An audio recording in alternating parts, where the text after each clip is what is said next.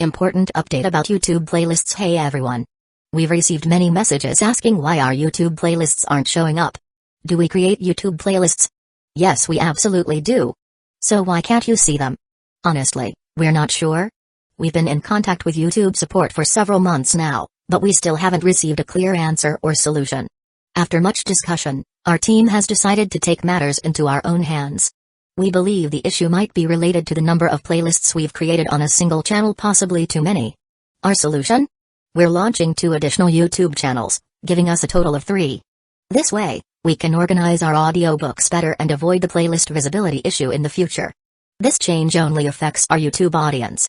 If you're a patron supporter, you can still access all our audiobooks by visiting the collection menu on Patreon. Thanks so much for your time and continued support. Happy listening. Earn 19 points. Overall, pretty solid. It wasn't overly exaggerated like some web novels where the Mac always rolled max stats. But still significantly better than average. However, while Shirakawa was satisfied with his points, to Aqua, it was nothing less than outrageous. She practically exploded in the chat. Aqua, no way. This isn't fair. Why do I only get 1 point? Are you seriously saying I don't even get a chance to leave this world? Can I borrow some points? Aqua. Shirakawa ignored her rants. What truly intrigued him now was the point exchange shop in the dimensional chat group. What kind of items could he actually redeem? The thought alone was enough to make his heart race. Opening the shop menu, he saw that the layout remained minimalist. Only a few items were listed, but even so. Temporary world teleport anchor, 7 days, price, 50 points, basic physical enhancement, price, 100 points, intermediate physical enhancement, price, 500 points, all focused on boosting physical stats. But this world anchor looks useful. No prerequisites to travel anywhere. Just limited to 7 days? With only 10 members currently in the chat group. And all from relatively balanced worlds. Shirakawa figured that as membership grew and they began interacting with higher tier dimensions, the shop's selection would also expand. The thought made his heart beat faster. Hangako, still seated in front of him, could feel his excitement resonate through her body, making her feel like she was being pierced from the inside out. A rosy blush had already spread from her cheeks to the tips of her ears. But since she was the one who'd asked for this, she turned her head, gripping the holy sword curry stick tightly, assisting in the exorcism herself. Just a little more. Just a little more and she would be free. If she could just reach that place. But no matter how hard Hangako-chan tried, it just wasn't enough. At last, turning her crimson face toward Shirakawa, her breathing ragged and pleading, she whispered, "Please. Master Shirakawa. Don't hold back your holy light. Help me finish tonight's exorcism." When one's desire burns strong enough, even the gods will cast their gaze. Feeling her longing to be free from her fate as a vengeful spirit, Shirakawa, though not yet a god, wouldn't disappoint her. Relying on the maxed-out stamina skill of the Exorcist class, he shifted from passive to active, unleashing the full might of the holy sword. In this sacred ritual of endurance and purity, he completely took the lead. Meanwhile, standing off to the side and silently observing, Mary. Her petite, lily-like figure was trembling all over. That level of exorcism. Utterly unimaginable. At this rate, I'm going to fall apart when it's over, aren't I? Just as Shirakawa began charging full speed ahead with single-minded focus, a private message notification popped up in the dimensional chat group. A familiar avatar blinked continuously in the corner of his vision. The other party had taken the initiative to message him directly, even knowing he was preoccupied. Chapter 23, A Request from the Goblin Slayer World. A key plot event? Author's note, regarding the current power level of the Sword Saintess in this timeline. The original anime and novel weren't very clear, so I wrote her as gold rank. In the revised main story, I'll adjust that. She's just started as an adventurer, so her strength should be around bronze rank, not yet silver. Huge thanks to the readers who pointed this out. I rely on your feedback to keep improving. Please leave comments anytime. I read every single one carefully. By the time Shirakawa finished the exorcism, it was already close to midnight. The results were quite impressive, reinforcing the holy light within both Hangako and Mary. This level of exorcism. For someone with a max-level exorcist profession and stamina skills, even if the last urban legend, the terrifying slit-mouthed woman, showed up, he could only shrug and say, not a single one of you is even a challenge. Glancing over at Hangako and Mary, who lay sprawled and drained on the couch, Shirakawa had no intention of sticking around. The vacant rental apartment was already furnished. Letting them stay here temporarily would avoid a lot of unnecessary misunderstandings. Especially if Aunt Izumi, who always cooked breakfast early, happened to see them. How would he even explain that? Shirakawa honestly wasn't sure. Fortunately, this apartment building now served as the foundation of his budding harem kingdom. Everything below the 10th floor was fully rented out. As for the upper floors, they were currently home to Mai Uzumi, Sagiori, the newly moved-in Maiko Yatsuya, and Yuri Hana. All the urban legend girls were crammed into one room. There were still plenty of vacant units. Even if he invited every member of the dimensional chat group to move in, there'd still be more than enough room. And if, by some miracle, he managed to fill every apartment, it would be quite the sight. Back in his penthouse suite, after finishing his nightly routine, Shirakawa was about to get some well-deserved rest when a thought suddenly struck him. Right. I totally forgot someone messaged me earlier during the exorcism. The dimensional chat group had a private messaging function, but since everyone was still unfamiliar with each other, direct messages were rare. Most interactions were just casual group chatter. So, when someone actually DM'd him, Shirakawa was genuinely curious. Could it be Rizelia from the Holy Sword world, asking about awakening her sacred blade? But when he saw the glowing golden avatar and the title Bronze Rank Adventurer, he froze in surprise. It was Leanne Viviette. After the last group rescue mission, he hadn't interacted with her much. She was the future sword saintess, but they hadn't built a strong connection yet. And now, out of the blue, she was messaging him? Maybe she wasn't used to online chatting. Her tone seemed a little reserved. Bronze Rank Adventurer, Shirakawa-kun, I wanted to ask. Did you leave a teleport anchor in our world after the last rescue mission? Ordinary high school student, yes, I did. Shirakawa didn't overthink it. He had planted world anchors intentionally to use higher dimensional worlds to max out his Holy Sword Wielder class. As for why Leanne was reaching out, the specifics were unclear. The message was sent 2 hours ago, so she probably wouldn't reply until the next day.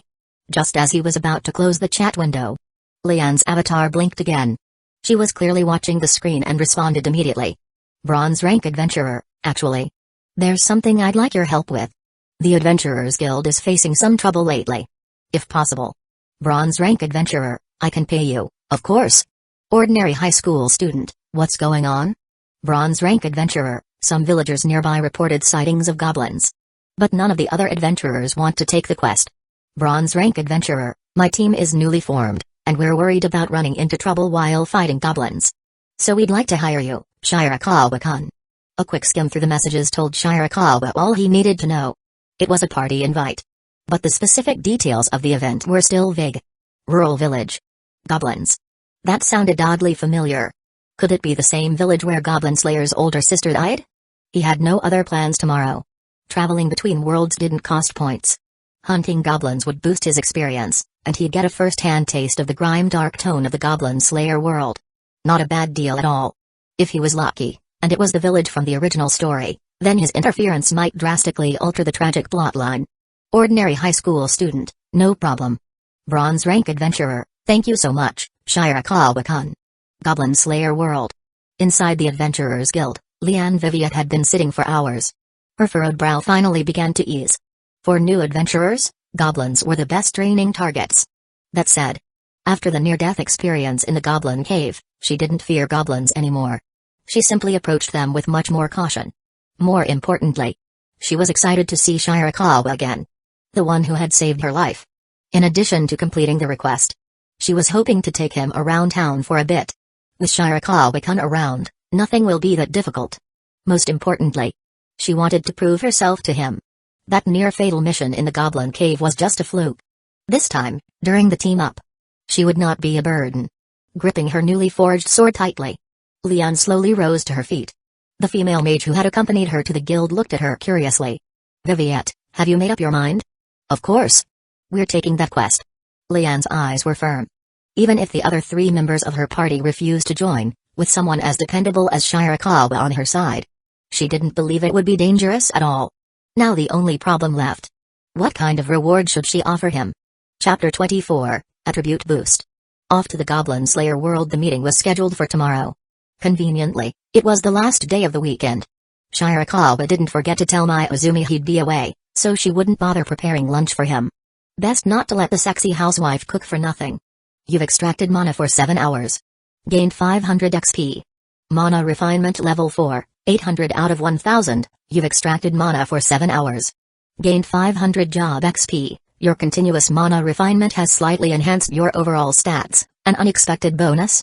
After this non-stop refining, Shirakawa could clearly feel the improvement in his inner energy. A clarity of mind and vitality that was extremely refreshing. The real surprise. His overall attributes had actually improved just from this 12-hour mana extraction regimen. Eagerly, he opened his familiar status screen. Name, Shirakawa. Gender, male. Age, 17. Physique, 13. Agility, 12. Strength, 12. Intelligence, 13. Spirit, 12. Note, the average value for a normal adult is 1 unit. Current professions, student, level 5, Exorcist, level 5, Holy Sword Wielder, level 4, so. This is the power granted by mana infusion? Shirakawa couldn't help but feel surprised by the stats that appeared before him. On average, all 5 core attributes had increased by 2 points. Despite the fact he'd only gone through the most basic level of infusion. The improvement of his stats was already twice the level of an average adult. If the mana infusion skill had no upper limit, then even without unlocking a more powerful profession, his personal strength could grow steadily and surely over time. But for now, there was still one problem. The core skill of the Holy Sword Wielder profession. All things of creation.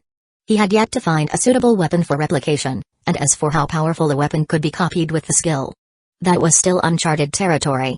To interact with someone from a higher dimensional world, like Saber, was no simple feat. The challenge remained steep, and the members of the chat group were, by comparison, still far from that level. Currently, the best bet for sword replication might lie in the world of Aqua. The cursed sword Gram, wielded by that guy Kyoya, whom Aqua reincarnated into the other world. It was a weapon Shirakawa definitely intended to copy, once the chance came. After reorganizing his thoughts, Shirakawa did a quick wash-up and changed into a dry sports outfit. After all, what awaited him next was another trip to a fantasy world. And a battle against goblins was inevitable. Only. As he pushed open the bedroom door, he was greeted by a familiar silhouette busily moving about in the kitchen. Her silver hair was tied into a high ponytail, revealing the elegant line of her neck. She wore a simple apron over loungewear. Her face, without any makeup, remained as exquisitely beautiful as ever. Still carrying traces of drowsiness. Izumi Mio let out a yawn as she noticed him standing at the doorway. Good morning, Shirakawa-kun. He hadn't expected this beautiful widow to wake up even earlier than he did. Wasn't she a lewd illustrator who worked late into the night? And yet, here she was making breakfast. He blinked in disbelief. Andy, didn't I tell you there was no need to cook this morning? But you high schoolers never eat breakfast. She replied with a smile in her eyes, casually placing a fried egg onto a plate. You're heading out today, right? A good breakfast will keep your energy up. As she turned, she noticed how close he had suddenly gotten. She could smell the faint scent of mint from his toothpaste, and beneath that, the distinct masculine scent unique to Shirakawa. So close. She had almost kissed him by accident. But Shirakawa's expression was one of mild exasperation as he looked at the breakfast set before him. Sandwich, egg, milk. And sighed quietly. Catching this small detail, Mio tilted her head slightly, smiling gently like a kind older sister. You shouldn't sigh in the morning, or your whole day will feel gloomy. I was just thinking. Shirakawa shook his head with a wry smile, eyes drifting toward her. If I get too used to all the nice things you do for me, I'm never gonna find a girlfriend. What am I supposed to do then? The words were teasing, yet so direct that Mio felt her heart skip a beat. A faint blush spread across her cheeks, but the upward curve of her lips betrayed her mood. That's not true. She whispered. You're such a wonderful boy, Shirakawa-kun. I'm sure lots of girls will like you. Even she hadn't realized that while saying this, a strange emotion had stirred deep inside her. The thought of other girls gathering around him. But Mio quickly pulled herself together. Carrying the breakfast to the table with a smile, she added in a more serious tone, I don't know what you're heading off to do today, but make sure to rest when you need to, okay? Viviette, today's request to help the village eliminate goblins. It's just the two of us. Are you really serious about this? Isn't it too dangerous? We'll be fine. Re-equipped and ready for battle, Leanne Viviette stood in her gleaming new armor, long sword in hand. She smiled softly and shook her head, waiting patiently. No matter what, she believed with unwavering certainty. Shirakawa, who had promised her, would definitely come. And sure enough, she wasn't kept waiting for long. At the designated meeting point, the once empty clearing began to pulse with flowing magical energy. As a mage, Catherine instantly sensed something unusual. The vast mana that had been accumulating across the ground was now gradually converging and shifting toward a forming magic circle. What's going on? This Feels oddly familiar. Though Shirakawa was a hero to the people, to Caitlin he was still just a passerby. A stranger from another world. She found the magic circle powerful and oddly familiar, but didn't think much beyond that. But as the teleportation circle began to radiate with brilliant light, a black-haired boy in a loose tracksuit, completely out of place in this fantasy world, appeared before her eyes. Catherine's eyes widened as she froze on the spot. "Good morning, Viviette." He first looked to the fully armed Leanne Viviette, then finally turned to the mage beside her. With a relaxed smile, he greeted her as well. "You too, random side character mage." Chapter 25, The Sword Maiden in Training. Shirakawa-kun.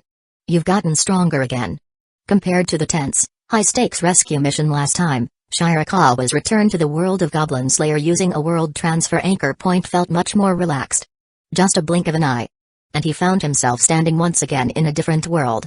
The contrast with his own reality was immediate. No towering buildings, only a vast, untouched wilderness. The dense forest hadn't been cut or cleared. Even the air was fresher. Like a natural oxygen bar you'd never find in the modern world. Though the skies were gray and clouded, the place exuded a tranquil atmosphere. "No wonder Auntie Mio said breakfast makes you feel better," Shirakawa murmured, shaking his head with a smile. He turned his attention to the girl standing before him. Gone was the disheveled damsel in distress from last time. In her place stood a blonde-haired warrior girl, clad in brand-new leather gear, a sharp sword with a blue hilt at her waist. But what truly stood out was the aura of resolve that shone from her like the morning sun. Her golden hair, usually worn down, was now tied into a neat ponytail with a strip of cloth, to keep it from becoming a liability in battle. And her eyes, a dazzling sapphire blue, like gemstones polished to perfection. In them, he could even see a faint reflection of his own face. "Good morning, Shirakawa-kun." With boundless energy in her voice, Leanne Viviette smiled brightly, then turned to introduce her companion. "This is Catherine, a magic user. I didn't get a chance to introduce you last time." "Yes, and please don't call me random mage girl again." Catherine frowned, clearly still holding a grudge over his previous nickname for her. She had been nervous at first. But seeing the person who had once saved her life, that unease quickly melted away. As long as he was around, the mission wouldn't be nearly as dangerous. This was the man who had single-handedly wiped out most of the goblins in their den. "What about the rest of your team?" he asked. "Right now, it's just me and Catherine," Leon answered seriously. "After what happened last time, the others didn't come back." She was, after all, the future Sword Maiden. And she knew Shirakawa came from another world. Even though his clothing was strange, she didn't mind. Instead, she got straight to the point. "The guild's request is the same as last time. Another goblin clearing. The village we're heading to isn't far from the town, maybe a 2-hour walk." She laid out the details of the commission, the mission objectives, and other relevant information. Shirakawa quickly understood the gist. Goblins again. He didn't have a great impression of the creatures. But they were perfect for grunting EXP. This trip to the Goblin Slayer world had one main goal, to max out his Holy Sword Wielder class. Unlock a new profession. Still, with more and more chat group members joining, Shirakawa remained cautious about what new path to choose next. After all, in this world there were plenty of options. Cleric, mage, priest, ranger. But his next step required careful thought. In terms of visual presentation alone, it clearly fell short of the dazzling world of Aqua from Konosuba. It was like comparing a regular mage to Megaman, the arch-wizard of explosions. Not really on the same level. "We'll think about classes later." Following Leon Viviette's lead, they trudged down the dirt path for about 2 hours. Before long, the village they had set out for finally came into view. But just as they neared, the cries and screams echoing from the distance made Shirakawa's brow furrow. In broad daylight no less. Had the goblins grown this brazen? The villagers are in danger. Viviette, who'd been in rather high spirits until now, tensed immediately. Her expression hardened. It must be the goblins. She glanced quickly at Shirakawa and Catherine. Without hesitation, she unsheathed her long sword and sprinted toward the village. Their mission was clear. Eliminate the goblin threat and ensure the safety of the villagers. Not being a frontline fighter, Catherine instinctively looked to Shirakawa for instructions. But before she could speak, "Let's take care of the problem first." The village ahead looked strikingly familiar to Shirakawa. Like the very one the protagonist had lived in back in the anime Goblin's Lair. The sister of the Goblin's Lair. Was this close to the tragic moment in the timeline? He hesitated no further. Thanks to the magical refinement his body had undergone, both his physical and magical capacities had grown dramatically. He directed magic into every cell of his body. Mana release, a tingling rush coursed through him as raw power surged outward. Without delay, he summoned his dark crimson holy sword. Turning to the confused magic user Catherine, he smiled lightly. Watch over Viviette. I'll handle the rest. Right. Catherine nodded dazedly. She could feel the sheer, terrifying purity of the magic radiating from the summoned blade. But before she could catch up, Shirakawa had already vanished. In the blink of an eye, he reappeared dozens of meters ahead, blazing past Viviette in a burst of speed that felt almost like teleportation. Viviette froze in awe. Ahead lay the goblins ravaging the village, and that lone figure, now cutting them down without hesitation, looked like nothing short of a savior. As he effortlessly carved through the monsters overwhelming the helpless villagers, she couldn't help but whisper, "Is it just my imagination? Or did Shirakawa get even stronger?" Chapter 26, You slacked off for exams, now you swing a sword with shockwaves? With a steady stream of magic pumping through his cells, Shirakawa felt his physical prowess rising with every breath. His gaze locked onto the goblins ahead. The horde wasn't massive. Yet, even in the midst of panic, the villagers were rallying to defend themselves, brandishing farming tools and makeshift weapons. Thank God we made it in time. The purpose behind goblin raids was simple: loot supplies, kill the men, and as for the women, they were dragged back to the goblin dens to serve as breeding stock. Filthy, wretched creatures. Nothing more than walking experience points. His eyes narrowed on a group of 4 or 5 goblins, daggers drawn, surrounding a man standing protectively at his front door. Shirakawa's legs tensed. Magic-reinforced cells exploded with power. In a flash, he appeared behind the goblins and slashed with his crimson sword. A single sweeping arc. Blood sprayed. Bodies hit the ground. The stench of gore filled the air.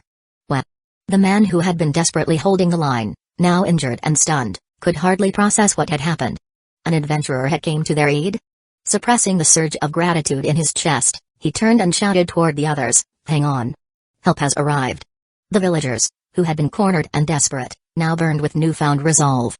They rallied fiercely, defending their homes and loved ones. You've defeated a goblin scout. Gain DXP plus 200, you've defeated a goblin. Gain DXP plus 130, Shirakawa ignored the pop-ups. There were still plenty of goblins to deal with. He didn't have time to bask in the glow of the XP notifications. He charged down the village streets, cutting down every goblin in sight. But with no copy skill cheat, and only basic combat training under his belt, clearing out scattered enemies took time. Even Rizelia, the one who had helped him awaken his holy sword wielder class, had yet to awaken herself. He still had so much to learn about his class. It was like a middle schooler being thrown into the national college entrance exams. If only I had more combat options. Not that he found the holy sword class lacking in potential. But having more tools would certainly make this easier. The village stretched out ahead. The original anime never depicted the Goblin Slayer's sister clearly, so Shirakawa had no concrete reference. He'd have to use the brute force method, kill every last goblin.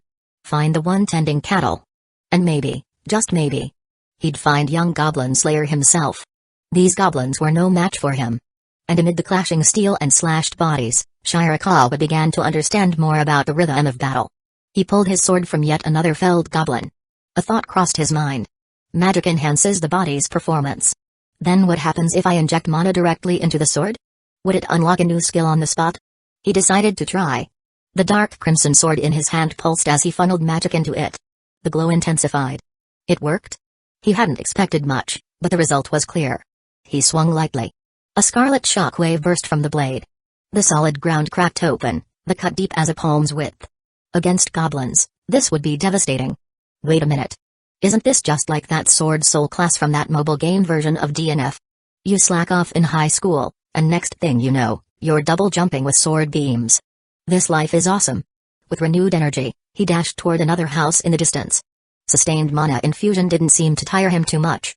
But the boost in damage output. Insane. More goblins had gathered. One house in particular had its doors sealed tight, likely hiding frightened residents. Perfect place to test his new skill. As he approached, the goblins caught wind of his presence. With eyes glowing green, they charged. Brandishing bizarre, cobbled-together weapons. Feisty little freaks. Mimicking a certain sword-drawing move from a game, Shirakawa pumped more mana into the sword. Crimson light surged. Gripping the blade with both hands, he slashed sideways. A horizontal arc of energy tore through the air. The goblins had no idea what hit them. They were cleaved clean in two. Holy sh. Up ahead, the house under siege was surrounded by about 6 goblins. Being on the outskirts of the village, there had been no one to defend it. Barricaded within, a young woman with short golden hair, dressed in simple rural clothing, braced her back against the door. But the relentless battering of goblins. The wooden door was beginning to splinter. Tears welled in her eyes. All she could do now was pray that her younger brother, hiding in the cellar, would escape the monster's claws. Remember, no matter what happens, don't come out of the cellar. The girl's voice was strained, like she was giving her final words to her little brother. She could feel her strength fading. And yet, the expected impact never came. The air beyond the wooden door suddenly fell into silence. Holding her breath, the girl dared not utter a sound. Her heart was pounding so violently it felt like it might burst from her throat. The footsteps drew closer. Then stopped. Could it be higher-level goblins? Knock, knock, knock. A young voice came through the door. Is everyone inside all right? The goblins have been cleared out. A human voice. The girl, who had been holding herself together on the edge of collapse, finally let out a breath and weakly pushed the door open. Standing there was a young man. His smile was unexpectedly gentle. Chapter 27, A Different Future for Goblin's Lair. The Swordswoman of Heartbeat Are you from the Adventurers Guild? The girl with short golden hair peeked timidly out of the house, surveying the aftermath. The goblins that had once overrun their home were now reduced to scattered, severed corpses. There hadn't even been a sound of fighting. That could only mean one thing.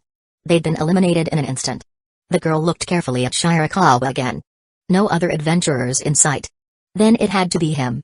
His outfit was unfamiliar, but the exquisite fabric spoke volumes. A powerful adventurer. Maybe even a noble? Either way, Shirakawa had saved her and her brother. Had they been caught by the goblins, Sylvia-Lisa didn't dare imagine the consequences. Even her little brother might not have been spared. Thank you so much. If it weren't for you. No problem. Shirakawa waved it off casually. In this twisted world of Goblin's Lair, where gods toyed with fate by rolling dice, assigning life or death at whim, he knew he couldn't change everything. But what he could do was nudge the story in a better direction. He glanced over the girl again. Unlike the refined beauties he'd seen in other worlds, this one had a healthy wheat-toned complexion from years of labor. Her features weren't dazzling at first glance. But when one looked closer, Sylvia-Lisa's soft brown eyes and resilient spirit made her quietly beautiful. What's your name? I'm Sylvia-Lisa. And this is my little brother. You can just call him Orm. She gently pulled the boy forward, bringing him before their savior. Shirakawa didn't have any desire to act superior. In fact, he respected Goblin's Lair. That man who clung to vengeance and walked his path alone. He'd always admired that unwavering determination. But now, having saved Goblin's Lair's sister, that fate was destined to change. He knelt before the boy, resting a hand gently on his head. Listen carefully. Your sister was willing to face death. To shield you from monsters. That's something you must never forget. Tears glimmered at the corners of the boy's eyes as he nodded solemnly. Shirakawa gave a soft chuckle. He wasn't one for lecturing, but after some thought, he added, also, your fate should be in your own hands. If you hadn't been here, what would have happened to my sister? Orm's voice was small, but steady. The recent horrors had clearly accelerated his growth. He wiped the tears from his eyes. Most likely, a horrible death. One too cruel to describe. Shirakawa didn't go into detail about Sylvie's original fate in the source material. But the implication was enough. Orm looked up again. Can I become an adventurer like you one day? If I get strong enough. Can I protect my family too? Of course you can. Thank you, big brother. Looking once more at the mangled goblin corpses, Orm didn't show much fear. Instead, something firm sparked within him. I want to be an adventurer in the future. If I can be strong like you, I'll protect everyone in the village. These goblins need to be wiped out. As long as they exist, people will keep getting hurt. It seemed the path of a future Goblin's Lair still beckoned. But this time, Orm's road had been widened. What came next was beyond Shirakawa's control. Still, if he could make life harder for these bottom-feeding monsters, he was more than willing to oblige. He rose to his feet and looked over at Sylvia-Lisa. After all, goblins were the perfect XP fodder. Just as he was about to leave. Wait. Adventurer, sir. What should I call you? Shirakawa. Sylvie murmured the name to herself as she watched him walk away. That first smile, that gentle light. It left a mark on her heart she wouldn't soon forget. Next to her, Orm tugged at her sleeve. Big sis. Are you feeling okay? Your face is all red. Did you catch a fever or something? Outside the apple tree near Sylvie's courtyard, Leon Viviak leaned against the trunk. She hadn't expected Shirakawa to wipe out the goblins so quickly. When they'd followed the villagers' directions to the scene, only corpses remained. And Shirakawa hadn't exactly kept his voice down, so she'd overheard his words to the boy. Her lips curved into a small, involuntary smile. Catherine, standing beside her, looked equally surprised. Most adventurers couldn't care less about goblin hunts. They wanted the big monsters, the real moneymakers. Some even looked down on others, thinking themselves above it all. But Shirakawa, he shattered those assumptions. There wasn't even a hint of arrogance. Catherine couldn't help but ask, "That senior of yours? He seems like someone people would really like, huh?" Watching her friend practically drooling over him, she jabbed her in the ribs and whispered, "If you really like him, move fast. Guys like him? Strong, kind, and handsome. They don't stay single long. Huh?" Viviette's usually bold face flushed with a rare shyness. She shot her friend a glare, half in embarrassment and half in flustered protest. Then, she quickly stepped forward to catch up to Shirakawa's departing figure. "If you're not coming, I'll just go on ahead." Chapter 28, A Reputation System Unlocked? It was just a touch, I swear.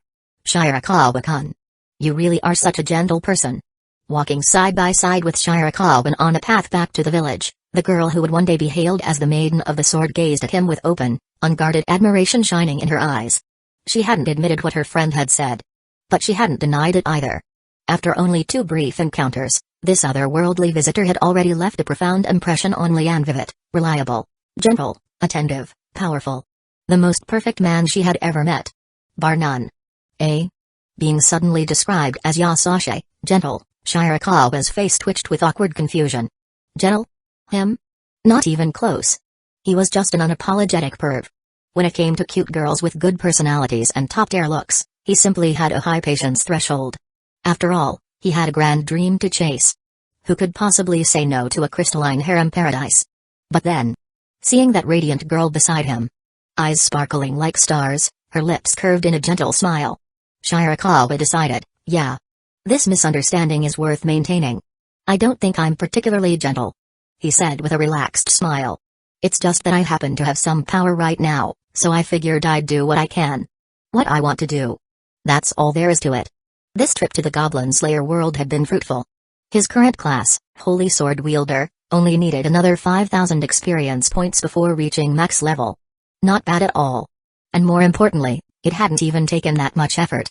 After altering the original course of events by rescuing Sylvie, today's objective was more or less complete. He hadn't left yet simply because the world anchor point made transferring convenient.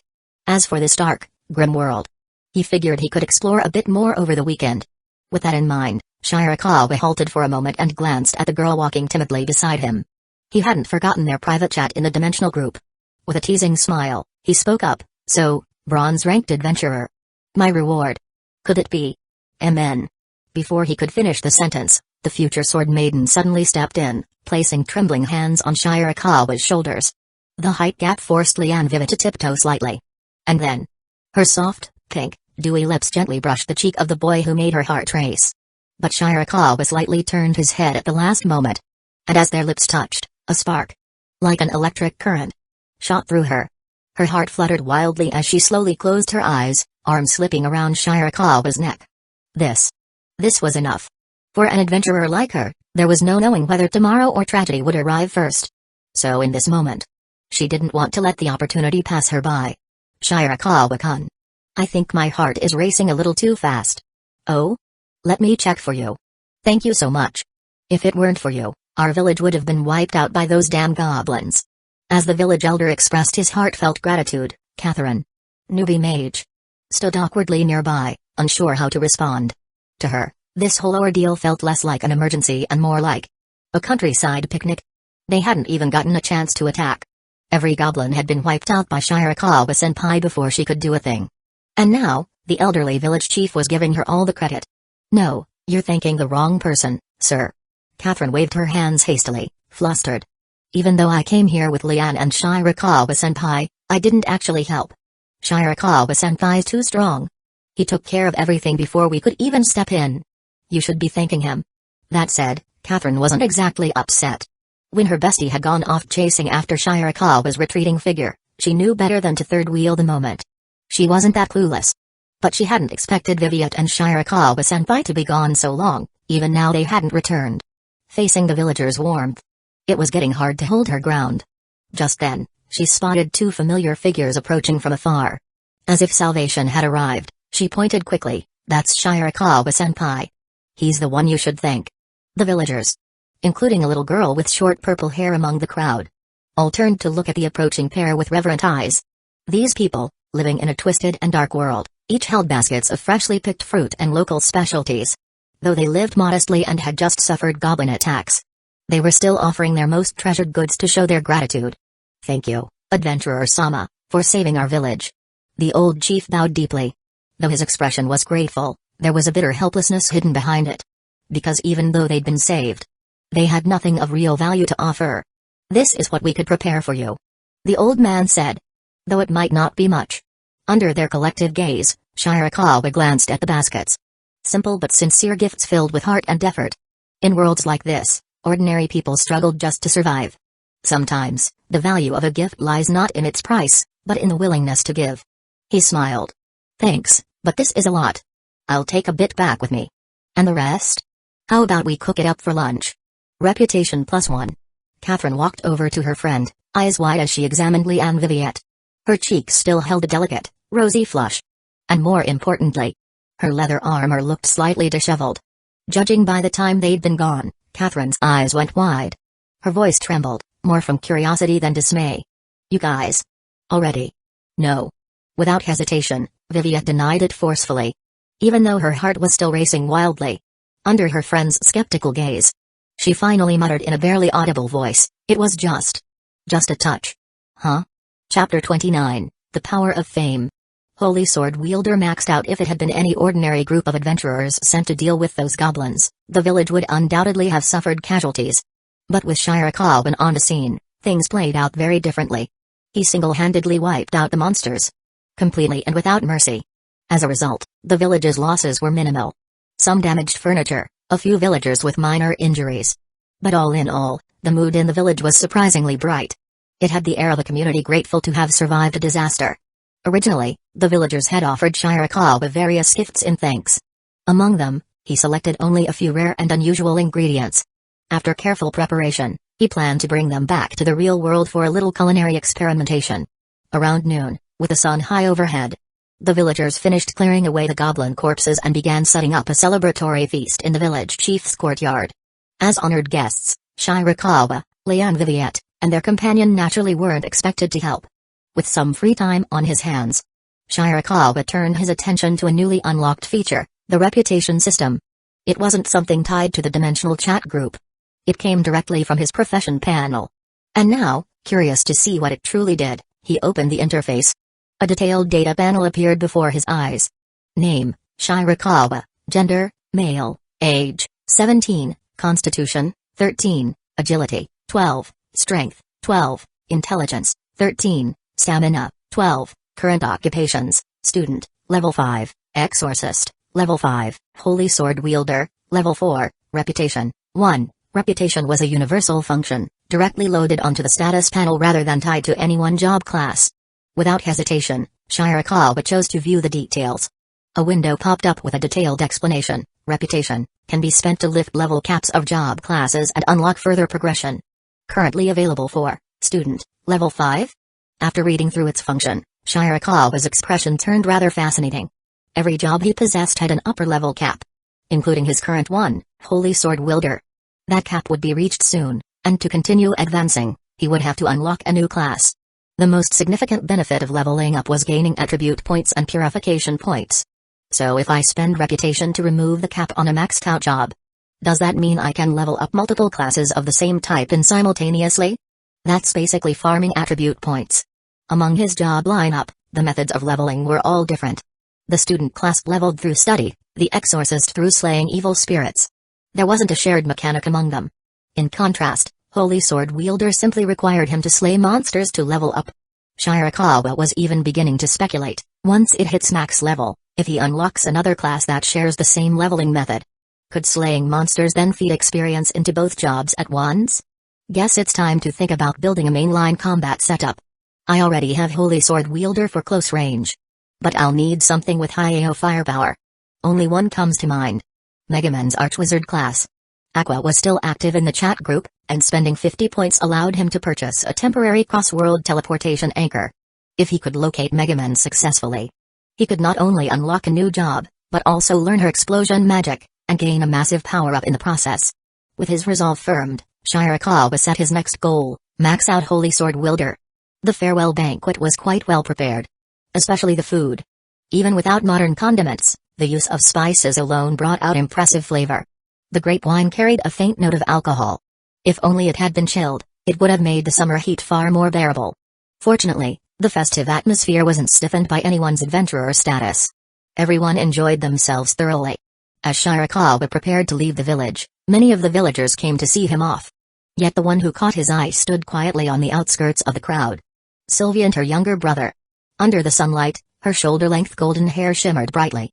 Unlike the village elder, she didn't step forward to bid farewell. She simply watched from afar. Orem. Suddenly called out by the kind adventurer who had once saved his sister, Orem looked up, confused. Make sure you protect your sister. If I come back one day and see you haven't. I will.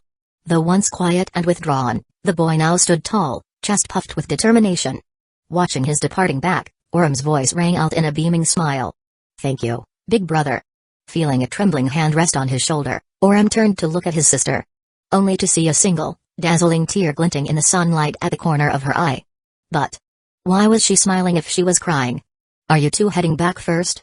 At the fork in the road, Shirakawa asked with a gentle smile, if so, I guess we'll meet again another time. Don't want to risk any remaining goblins nearby. When the chance comes, let's visit the city together.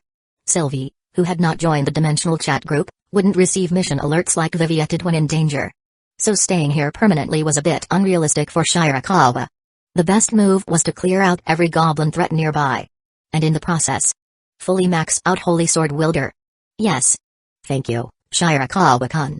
Viviette, who was part of the chat group, could easily reach out via private message. Even if they were parting now, she didn't feel any sadness. What she held in her heart was simply anticipation for their next encounter. She and her friend Catherine took the opposite route back to the city. Yet for some reason, she turned back one last time. And saw that familiar silhouette still standing there, quietly watching her go. The girl gently raised her hand. Soft pink lips forming silent words. I'm so lucky to have met you, Shirakawa-kun. From that point, Shirakawa shifted his target to the monsters around the village. Goblins, lizard men, and any other nearby threat. All were wiped out effortlessly. As time passed, the sky gradually dimmed into evening. And when the final goblin den had been purged, any threat to Sylvie was completely eliminated. At the same time, a system notification popped up, class level up, Holy Sword Wielder level 4 level 5, class Holy Sword Wielder has reached max level. Blank class panel unlocked, new class breakthrough method available. View now? Chapter 30, Holy Sword Wielder Breakthrough. With Holy Sword Wielder, now fully leveled, the new blank class panel had been successfully unlocked. That said, Shirakawa currently wasn't planning to change classes within the Goblin Slayer world just yet. His close-range combat capabilities were already covered by Holy Sword Wielder. What he really needed now was a class with widespread area of effect firepower. So he set aside the new blank panel for the time being and instead turned his attention to the final prompt at the bottom of the screen. A class breakthrough is now available. Would you like to spend 1 reputation point to break through the level cap of Holy Sword Wielder? After a successful breakthrough, the level limit will be lifted. Do it. This job had excellent leveling flexibility. Monsters, evil spirits. Either could grant experience. If he later assigned the new blank class panel to another adventurer-type combat job, he could level both simultaneously. Double the progress. Your job Holy Sword Wielder has successfully broken through its level cap. Current level, level 5, 0 out of 30,000, now it's time to think about how to unlock a new class. He opened the dimensional chat group again and selected the interworld teleportation anchor. A brief bout of vertigo struck. And when his senses returned, he was back home. In his own bedroom. After a day of hustle and monster slaying, things had gone remarkably well. Not only had he unlocked the blank class panel, but after activating the reputation function, he had lifted the level cap as well. Feeling satisfied, Shirakawa reached over to check the phone charging by his bedside. Several unread line messages had come in. Most were from Yotsuya Maiko, but a few had been sent by Mrs. Azumi Mayo. Yotsuya Maiko, thank you so much, Shirakawa-kun. Are you free today? Yotsuya Maiko, you not only helped me exorcise that evil spirit the other night, but even rented me such a lovely place to live in. I honestly don't know how to thank you. Yotsuya Maiko, so. I was hoping I could treat you to dinner at home. Faced with an invitation from the long-haired black beauty, Shirakawa felt that declining would be downright disrespectful. He didn't hesitate for even a second before replying, of course. I'd be honored to visit your home, Maiko. Still, I should let Aunt Izumi know. Wouldn't want her cooking for nothing. He checked the other messages. As expected, Mai Izumi had also texted, asking when he'd be home and whether she should prepare dinner. Given the circumstances, he wouldn't need dinner. After a moment's thought, Shirakawa typed a simple, honest reply, Aunt Izumi, no need to trouble yourself tonight. A classmate of mine just moved, and she's invited me over for dinner. I'm heading there now. He didn't even have to wait for a response. One came in immediately, got it. If you're visiting a classmate's home, would you like to bring a small gift? I just made some fresh sweets. Are you still home? I just got back. Shirakawa didn't bother checking his phone again. Aunt Izumi had a spare key to the house anyway. And thanks to mastering the mana release skill during the Goblin Slayer World mission, he could now handle monsters cleanly, without worrying about getting blood on him. Even so, this was a visit to the home of two beautiful girls. He wasn't about to show up looking sloppy. He picked out a casual outfit, an open collar shirt with cropped pants, and decided to quickly wash off the sweat from the day. His enhanced stats were beginning to affect his physique as well. Muscle definitions really showing now. Thankfully, I'm not turning into one of those overbulked gym freaks. Still towel drying his hair, a bath towel wrapped around his waist, Shirakawa was just about to change when. Ding dong. The doorbell rang. He didn't think much of it. Still shirtless, towel on his waist, he walked over to the door. Peering through the peephole. Standing outside was none other than Mai Izumi, dressed in cozy loungewear and holding a neatly wrapped box of treats. Aunt Izumi? Opening the door, Shirakawa was greeted by her apologetic tone. Shirakawa-kun. She said softly, her voice tinged with guilt, I left the spare key on the couch when I was making breakfast this morning. But then, she caught sight of him. Fresh out of the shower, hair still damp, his cheerful, boyish face radiating warmth. Her gaze drifted, and when it landed on his well-defined muscles, a blush instantly spread across her pale cheeks. This was a high schooler's body? She had to physically restrain her fingers from reaching out to touch him, just to see what it felt like. But Maio was still in control. After all, he was still a minor. Sorry to keep you waiting, Auntie. Just got out of the shower. Shirakawa didn't think much of it and stepped aside from the entryway. Although, given he still wasn't dressed, it almost felt like he was deliberately tempting a young widow. He didn't notice it at the time, but Izumi Maio, standing behind him, had a dazed, almost gooey look in her eyes. A bashful blush lingered on her cheeks. No trouble at all. Her voice had gone noticeably quieter. She tried to look away, but her eyes simply wouldn't obey. In the end, she comforted herself with one thought, as an erotic illustrator. Replenishing visual inspiration is part of the job, right? Maio's gift was exquisitely presented. Freshly baked cookies that still carried a touch of warmth, the scent of butter and caramel wafting delicately from the box. Later, Shirakawa arrived at the apartment shared by Yotsuya Maiko and Yuri Kawakawa. It was on the 13th floor of the residential building. He rang the doorbell. After a few moments of footsteps approaching. Click. The door opened. There stood Maiko, also in casual clothes. Her sleek black hair draped over her shoulders. She wore a calm expression, but her eyes flickered ever so slightly when she saw Shirakawa. Good evening, Shirakawa-kun. Even her tone was level, but she took the initiative to greet him. Shirakawa smiled back, offering her the box in his hand. Evening, Maiko. And Yurikawa-san. This is my first time visiting a girl's apartment so properly. Hope we all have a nice evening. Chapter 31, The Spirit Haunting Yurugawa Hana, an Exorcist's Backdoor Purge, huh? To be honest, given that both Yotsuya Maiko and Yurikawa Hana were still high schoolers, Shirakawa didn't have particularly high expectations for dinner. After changing into indoor slippers, he followed behind Maiko and entered the living room. Now that the two girls had moved in, the apartment clearly had a more lived-in feel. A study table large enough for two had been set up near the floor-to-ceiling windows. Scattered across it were textbooks from Sobya High. No need to even check the names scribbled on them, the neat handwriting full of notes clearly belonged to Maiko. As for Yurikawa Hana, let's just say her airheaded nature was difficult to hide. With no need to worry about spirits constantly looming around, Maiko's mental state had visibly improved. Her days no longer carried the gloom from being able to see the dead. She was slowly returning to a normal teenage life. Evening, Shirakawa. A voice called out. Slightly muffled. Yurikawa Hana had just gotten up from the sofa, her cheeks puffed out with food as she munched on fried chicken. Her words came out half garbled. This place's fried chicken is so good. I just couldn't resist. Compared to the reserved Maiko, this high-energy girl never seemed to let anything get her down. Her source of happiness? Enjoying good food, of course. No worries. Shirakawa replied, smiling faintly. When it came to airheads, his tolerance was remarkably high. More importantly, Hana didn't treat him like an outsider at all. Chiba Prefecture in June was already getting a bit hot, and the cheery girl was wearing a snug t-shirt featuring the popular Squirtle. Her physique, however, far exceeded what you'd expect from a high schooler. Her generous curves stretched the Squirtle graphic across her chest to its limit. Meanwhile, Maiko had already brought out the dinner she had cooked earlier. The dishes had been placed carefully on the coffee table in front of the sofa. Not some supermarket-bought beddos heated up for show, but homemade food, prepared with care. The presentation wasn't much to look at, but the fragrance was unexpectedly appetizing. There was simmered pork and daikon in miso, crispy fried tofu, and steamed egg with shrimp. Shirakawa's expression shifted in mild surprise. It smells amazing. I didn't think you were this good at cooking, Maiko. I just learned it in home ec class. She replied modestly. She had been worried that such simple dishes wouldn't be enough to serve to a guest, but now that she saw his sincere reaction, a faint smile bloomed at the corners of her lips.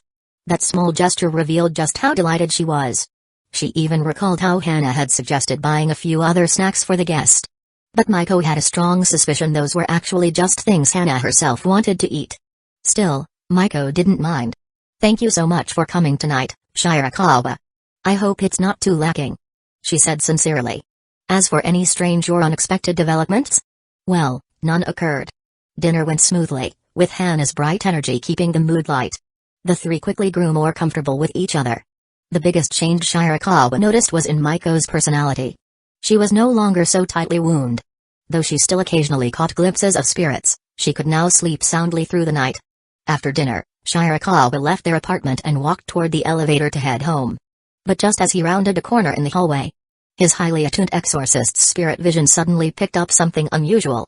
Cowering in a shadowy corner was an old man spirit.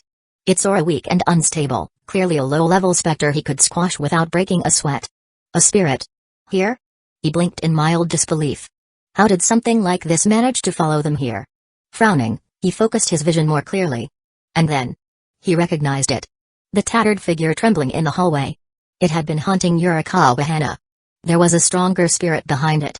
A malicious one. Who had deliberately cast this frail old ghost onto Hana, hoping to use her life force to strip away the weak spirit's defenses before devouring it whole. The story had begun to move forward. With a casual wave, he obliterated the wandering spirit. It hadn't latched onto him.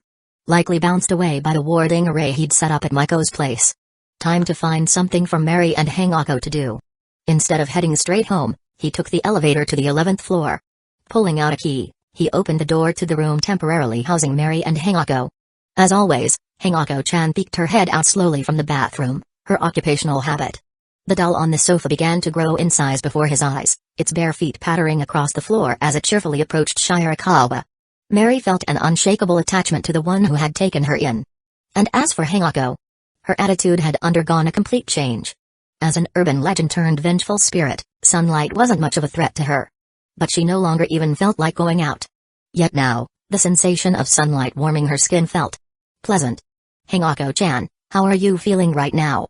Sensing her spiritual state, Shirakawa noticed that Hangako was no longer a malevolent spirit but a pure spirit form, and this comforted him deeply. A purified spirit like her wouldn't radiate hostility toward others, making her a perfect candidate as a guardian of the apartment. Thank you, Shirakawa-sama. She was well aware that she was already dead. And yet, being able to live like a normal person. Hangako felt a deep, genuine sense of fulfillment. Her radiant smile came from the heart. As for why Shirakawa had come here tonight, even she began to feel anticipation building. A warmth, filling her body and soul. So complete it bordered on addiction. Mid-conversation, Hangako-chan dropped to her knees before Shirakawa. From magazines, she'd learned certain techniques. And this time, she took the initiative, grabbing hold of the ex-curry's stick. She couldn't help but feel a bit envious of Mary's system. That small, petite frame. A cute lily girl that could serve as a spiritual filtration vessel during purification. Essentially treated like a Fiji cup. Wait, hold on. Shirakawa hadn't expected her, a high school JK spirit, to be this diligent in studying. He shook his head in hopeless amusement. "I'm here tonight for something serious, you know. Lord Shirakawa, my spiritual form is incredibly pure. If front-facing purification doesn't work, I don't mind trying it from the back. It's not like I'd say no. That's it. I can't take this anymore."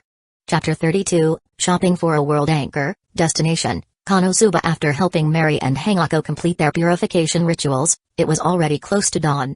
Shirakawa had grown far more adept at wielding purification. His energy level? Maxed out. Forget 2 spirits. He could probably handle 4 at this point. Even if the remaining ghost girls from the short spin-off showed up, he'd stand tall and declare, "Who else wants some?" Finally time to check in. As the clock ticked from 23:59 to 00:00, Shirakawa stretched out lazily on the bed. His head resting on Hangako-chan's ample pillows. Soft and warm. He opened the dimensional chat group interface with high hopes. Given the flood of attacks he'd received, it wasn't surprising the group had something big going on. The points exchange shop had officially opened.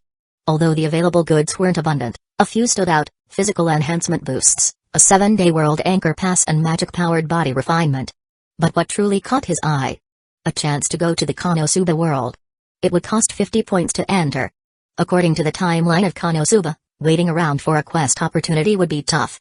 Still, his goal was merely to awaken a class. Nothing too complex.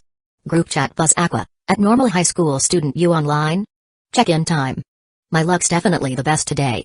Railgun, this physical enhancement item. Looks interesting. Bit pricey on the points though. Future holy sword wielder, wish they had more items. Maybe something like a secret technique to awaken as a sword master? Gabriel, luck will surely smile on you, at Aquasico. I hope boosting physical stats helps break through my swordsmanship plateau.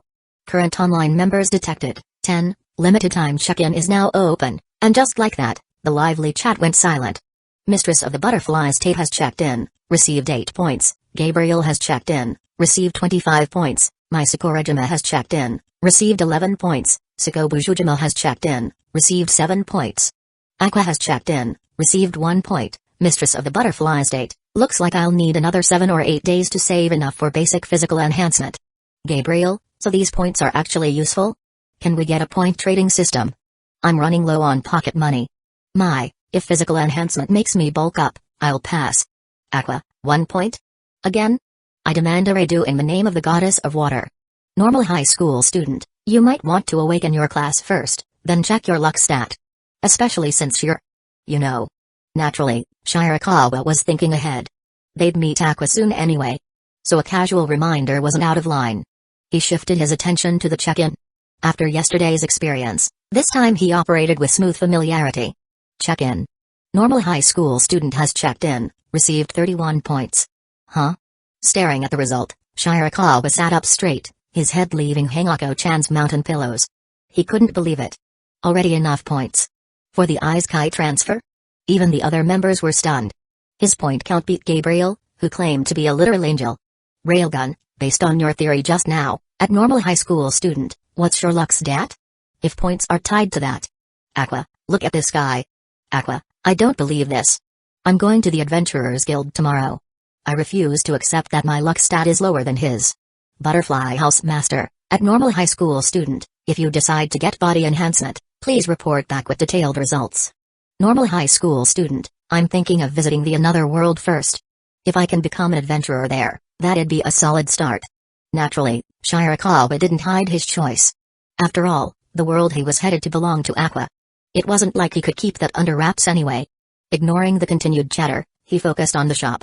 Temporary world anchor, 7 days, price, 50 points effect, select a member's world from the dimensional chat group. You'll be transported to that world and bound to a local anchor point for 7 days. During this time, you can freely transfer in and out. Use 50 points to purchase this item. Confirm purchase. Without hesitation, Shirakawa locked it in. As his points were deducted, a new interface appeared. Choose world anchor location, select from available members' worlds, Bujojimisako, High School of the Dead World. Railgun, a certain magical index world. Mistress of the Butterfly State, Demon Slayer World. Aqua, Konosuba World. Konosuba, huh?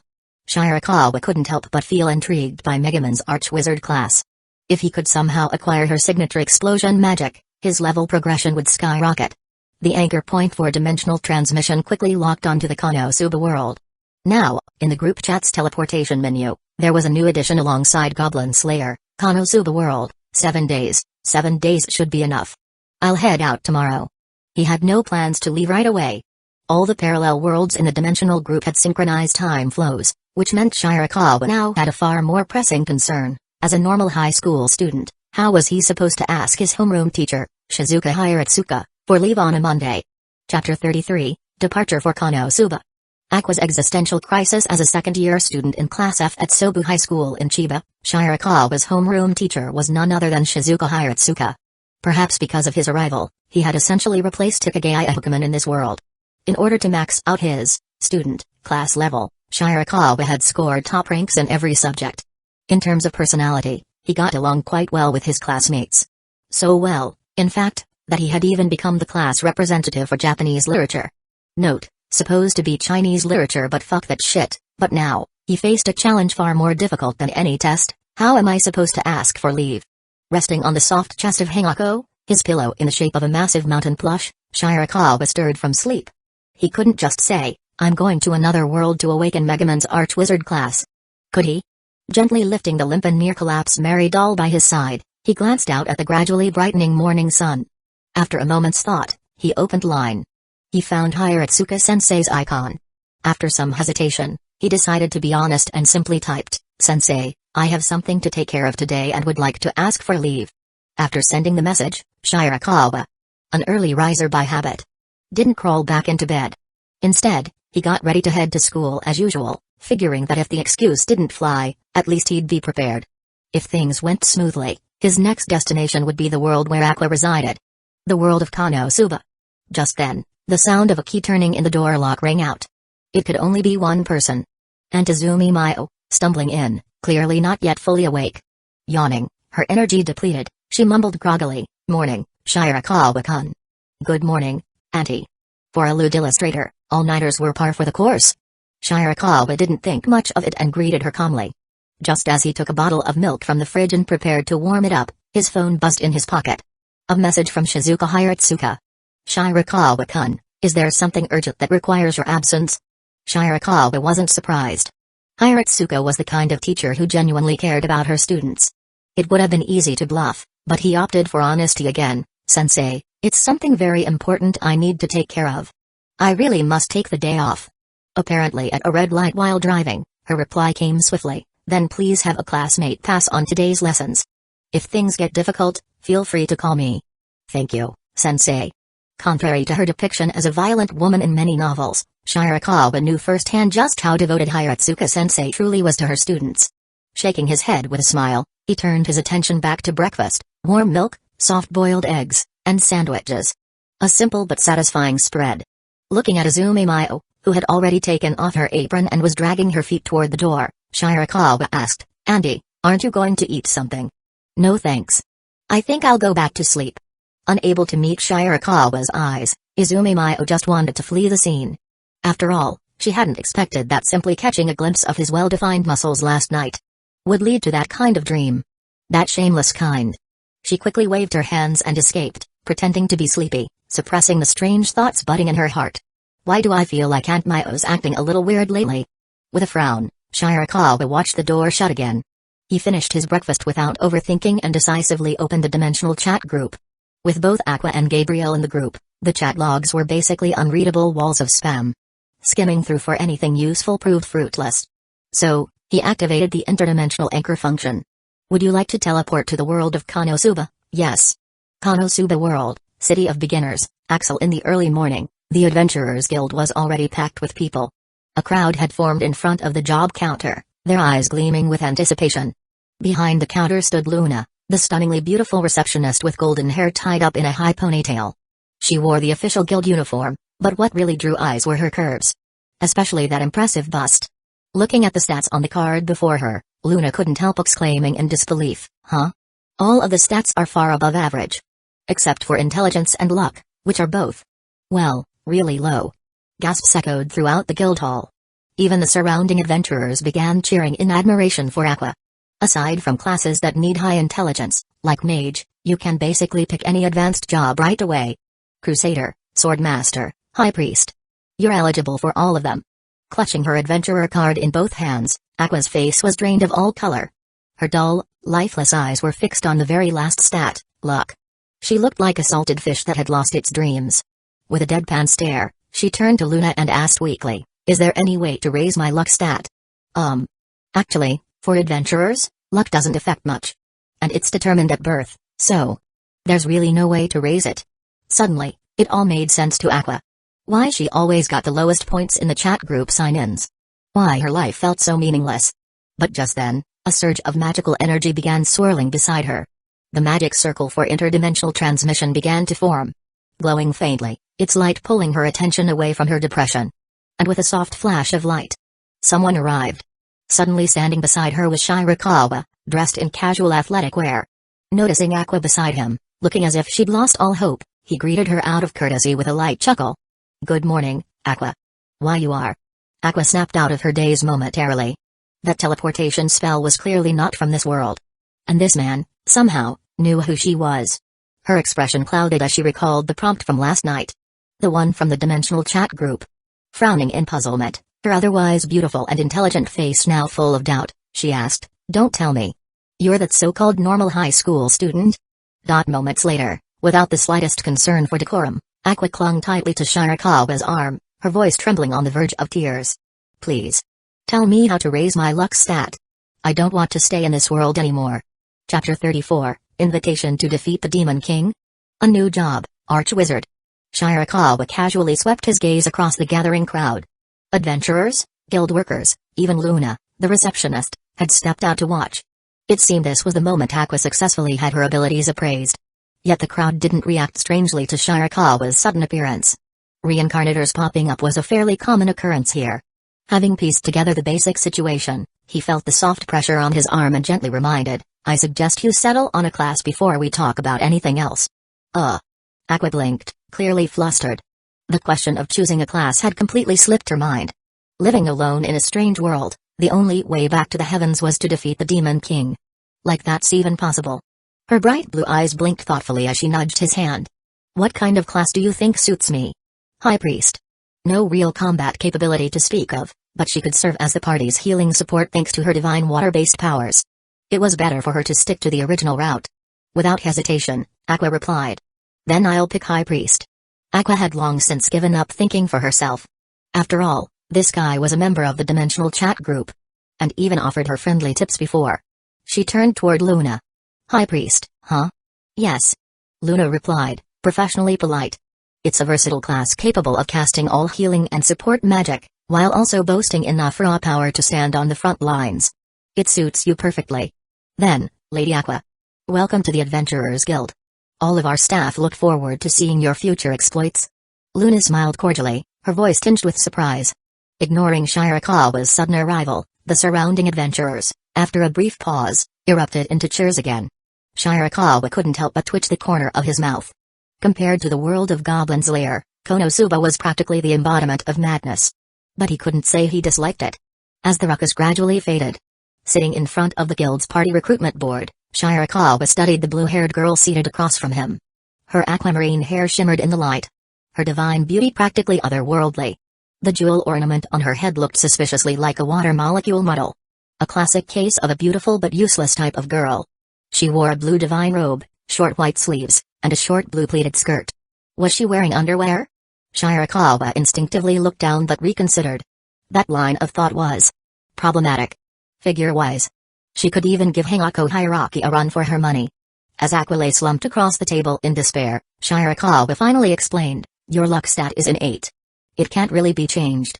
Well, maybe with certain equipment, you could boost it. So I really have to defeat the Demon King to get out of this world?" Aqua asked, despondent. "Shirakawa, how do these world anchor points actually work?" On her own, the idea of assembling a team to defeat the Demon King felt laughable. She wasn't even sure where her next meal would come from.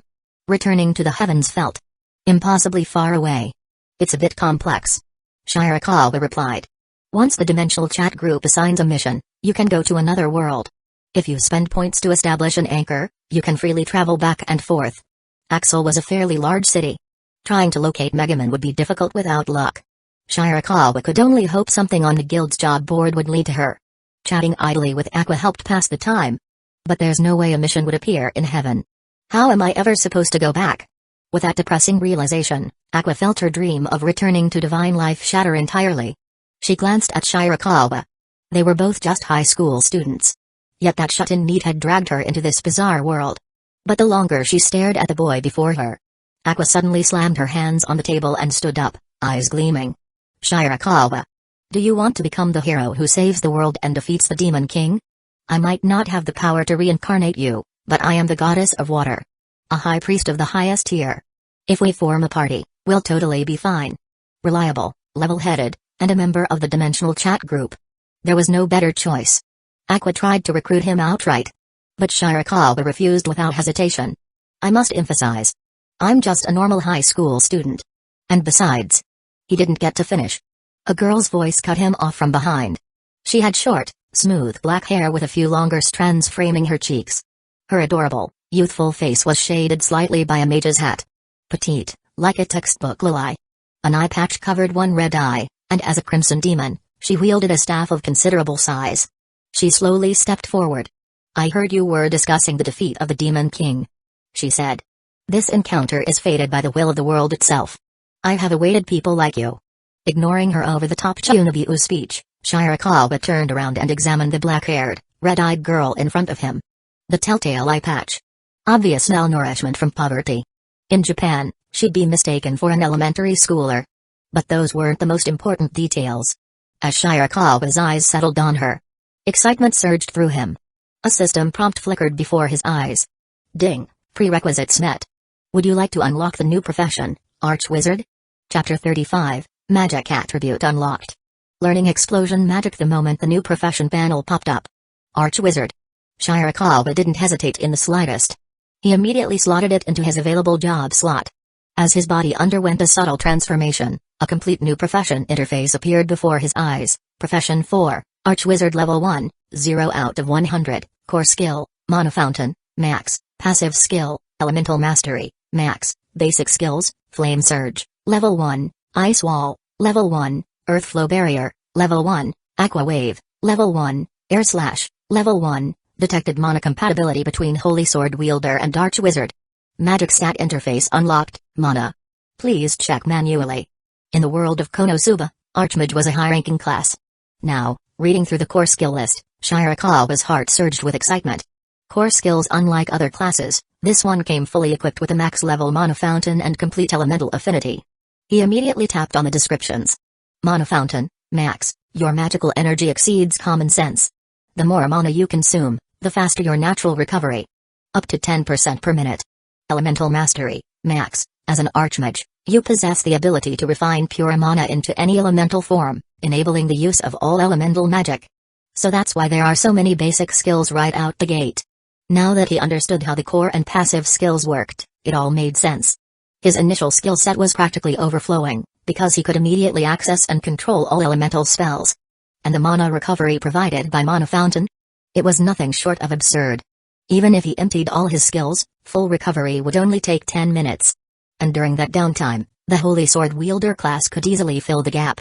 In short, infinite loop of firepower. As for the Archwizard class, it could use all skills without restriction, so he wasn't too surprised by its passive effects. What truly left an impression was the power of explosion magic. Of course, that had more to do with Megaman's obsession. Her dedication to explosion was downright one-sided. The mana consumption between the Holy Sword Wielder and Archwizard classes seemed to be shared, even appearing together in the detailed attribute panel. Seizing a moment of calm, Shirakawa opened the interface for a quick look. Name, Shirakawa. Gender, male. Age, 17. Constitution, 13. Agility, 12. Strength, 12. Intelligence, 13. Spirit, 12. Mana, 500. Current classes, Student, Level 5, Exorcist, Level 5, Holy Sword Wielder, Level 5, Archwizard Level 1, Mana, That 3-digit stat stuck out like a sore thumb amidst his otherwise average attributes. But when he selected it for more info, it instantly made sense. Mana was derived from the sum of intelligence plus spirit, with each point granting 20 mana. Now with mana clearly quantified, Shirakawa turned back to his Holy Sword Wielder base skill, Mana Release. Infuse mana into your body or weapon, dramatically enhancing your overall physical stats and attack strength. Current skill level, level 5 max consumption, 3% mana per burst, increasing physical stats threefold. The class had felt vague before, but that was only because mana hadn't been unlocked yet. With the Archmage class added, things were beginning to make sense. To upgrade Holy Sword Wielder, I'll probably need to go to some kind of magic academy in the Seikangakuin world. For now, learning new skills takes priority. He closed the interface, clearing away the noise in his head. Right now, the star of the show was standing right in front of him. A black-haired, red-eyed girl who was as Chunabiu as ever. But beneath that middle school delusion was a genuinely good personality. His philosophy when it came to pretty girls was simple: don't miss out on the good ones, and don't waste time on the bad ones either. Smiling, he said, "Go on, I'm listening." Cut off mid-chant and suddenly aware of Shirakawa's eyes fixed on her, Megaman shrank back slightly. The light in her crimson eyes dimmed just a bit. "I am Megaman, an archwizard and wielder of the ultimate attack spell. Explosion magic. I've come to help defeat the Demon King." Silence fell. Even Aqua was eyeing her carefully, eyes sharp with curiosity. Then she broke the ice. "Red eyes. Are you from Crimson Demon Clan?" "Yes. I am Megaman, one of the top talents of the Crimson Demon Clan. My explosion magic can shatter mountains, split the earth." Her grand speech faltered slightly as she wobbled. The reason was obvious. Poor household, no team would take her in, and it had been at least 3 days since her last meal. Being a gentleman, Shirakawa didn't hesitate to catch her before her face met the ground. It was obvious just by touch. She was seriously malnourished. Compared to Sagiori, she probably had the same build. Just a bit more starved. Still, this was the perfect chance to learn explosion magic. Smiling gently, he asked, "What's wrong?" It was her first time being this close to a guy. Clearly flustered, Megaman said softly, "I haven't eaten in 3 days. Could you spare me some food?" Of course. He had no currency in this fantasy world, but he did have interworld teleport anchors. And frankly, modern food would blow this place away. He nodded with a smile. Hearing he was willing to feed her, Megaman looked up at him. He was handsome and smiling, and somehow that felt trustworthy. As an exchange, he added casually, "Could you teach me that explosion magic skill? Just the name sounds awesome." "Absolutely." Chapter 36, Skill Acquired. Rescue mission in Siko's world. Thanks to the proficiency panel, learning skills from the same class was essentially trivial for Shirakawa. Using his teleport scroll, he returned to modern Japan, bought sandwiches, bento boxes, and some sugary soda, then hopped right back to the Konosuba world. Back in the wooden cabin, he found Megaman and Aqua slumped over the table, unmoving. "I brought food." The moment the words left his mouth, Megaman's head shot up. Her crimson eyes sparkled at the sight of the beautifully packaged convenience store food. Without a second thought, she grabbed a sandwich and tore into it. The fluffy bread and rich mayo blend practically made her eyes pop. She devoured it like it was her last meal. So good. Megaman didn't care about appearances. As for Aqua, who had once been a literal goddess, she was more familiar with modern snacks. She grabbed a bag of chips and paired it with some soda. Then she asked again, "Hey Shirakawa, are you sure you're not interested in my proposal? With me and Megaman on your team, defeating the Demon King should be easy." He almost laughed. As if there was no way he'd rely on a priestess who used all her skills for party tricks. It was ridiculous.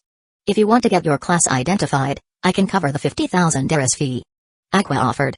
She didn't know much about his world, but Shirakawa came off as a regular high schooler. He'd probably be interested in adventurer stuff, right? Megaman, having finally recharged with food and soda, was feeling fantastic. Thinking back, this guy, who wasn't even part of any party yet, had generously fed her such luxury. So when Aqua asked about him again, Megaman blinked and answered truthfully, "I think he's already an adventurer. He even asked me to teach him explosion magic." Yup. Aqua had joined the group later and didn't know Shirakawa was already a holy sword wielder. He didn't mind teaming up, but time was the issue. His teleport anchor only lasted 7 days, and back in his world he was just a normal student. Most importantly, what would he gain from defeating the Demon King? He didn't respond to Aqua. Instead, he turned his attention to Megaman again. Most of the food was already gone. She'd been really hungry. Feeling his gaze, Megaman wiped her hands and said solemnly, "Thanks for the feast. Now, it's time to fulfill my end of the deal. First, I'll demonstrate how to cast the spell. Then, with your adventurer card, you should be able to use skill points to learn it." Which didn't apply to him at all. His archwizard skills came entirely from his system interface, and the proficiency panel let him bypass all that card nonsense. But he still smiled politely. "I'll be in your care, Megaman. I've been dying to learn explosion magic." It was like flipping a switch in her heart. Megaman, lover of all things explosive, beamed. She leaned across the table. Her thin frame couldn't even fill out the smallest mage outfit, and as she leaned forward, her robe slipped enough to reveal a hint of skin.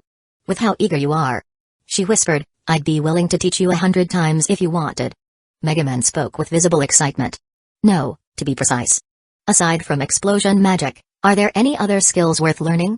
Thanks to Megaman's guidance, Shirakawa's proficiency panel immediately lit up with a notification. A new skill had become available for acquisition.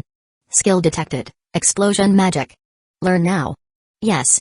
The main goal of coming to the Konosuba world was to meet Megaman, change class, and acquire the devastating area of effect spell, explosion magic. Now, that goal had been thoroughly achieved. You have successfully acquired the skill, explosion magic, level 1. Explosion magic, level 1, the ultimate offensive magic. At its core, it is the pure detonation and dispersal of magical energy. It is the strongest offensive spell capable of damaging all existence. Skill cost, 10% of your mana plus unlimited additional mana output. The skill's usage was surprisingly simple. The only prerequisite, a massive amount of mana to cast. The more mana expended, the more destructive the explosion.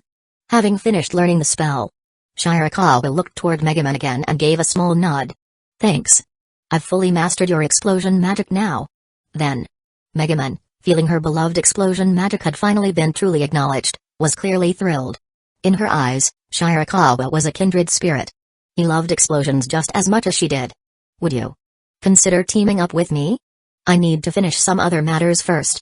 But if you get too hungry to bear, look for Aqua. She has a way to contact me."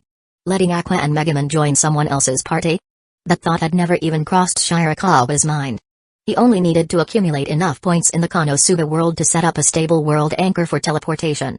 Once that was done, everything else would get much easier. "Oh." Megaman nodded seriously. She didn't think Shirakawa was rejecting her. After all, he fed her and loved explosions. What more could she ask for? Even if it was a rejection, she'd still find a way to follow him. He had came to meet people and learn skills, and it wasn't even noon yet. Not even Shirakawa had expected things to progress this smoothly. He'd already requested leave from Miss Shizuka Hiratsuka. He only needed to return to school on Tuesday. Next. Maybe I should take on some commissions to test explosion magic's power. That doesn't sound too bad. As Shirakawa thought things over, his gaze drifted to Megaman and Aqua, who were still munching on chips. Just as he was about to speak, the dimensional chat group's notification sounded in his mind. Group notice, member Sakobujujima is in danger. Emergency group mission activated. Participant limit, 2, reward, 200 points, would you like to accept this rescue mission? Chapter 37, Off to the Apocalypse World. Teammate, Misaka Mikoto, group notice, normal high school student and railgun have accepted the mission. You will be transferred to the target's world in 1 minute, group live stream function activating. Shirakawa had expected this ever since Sakobujujima joined the group. World plots were bound to progress. For her, things might have once been normal high school life.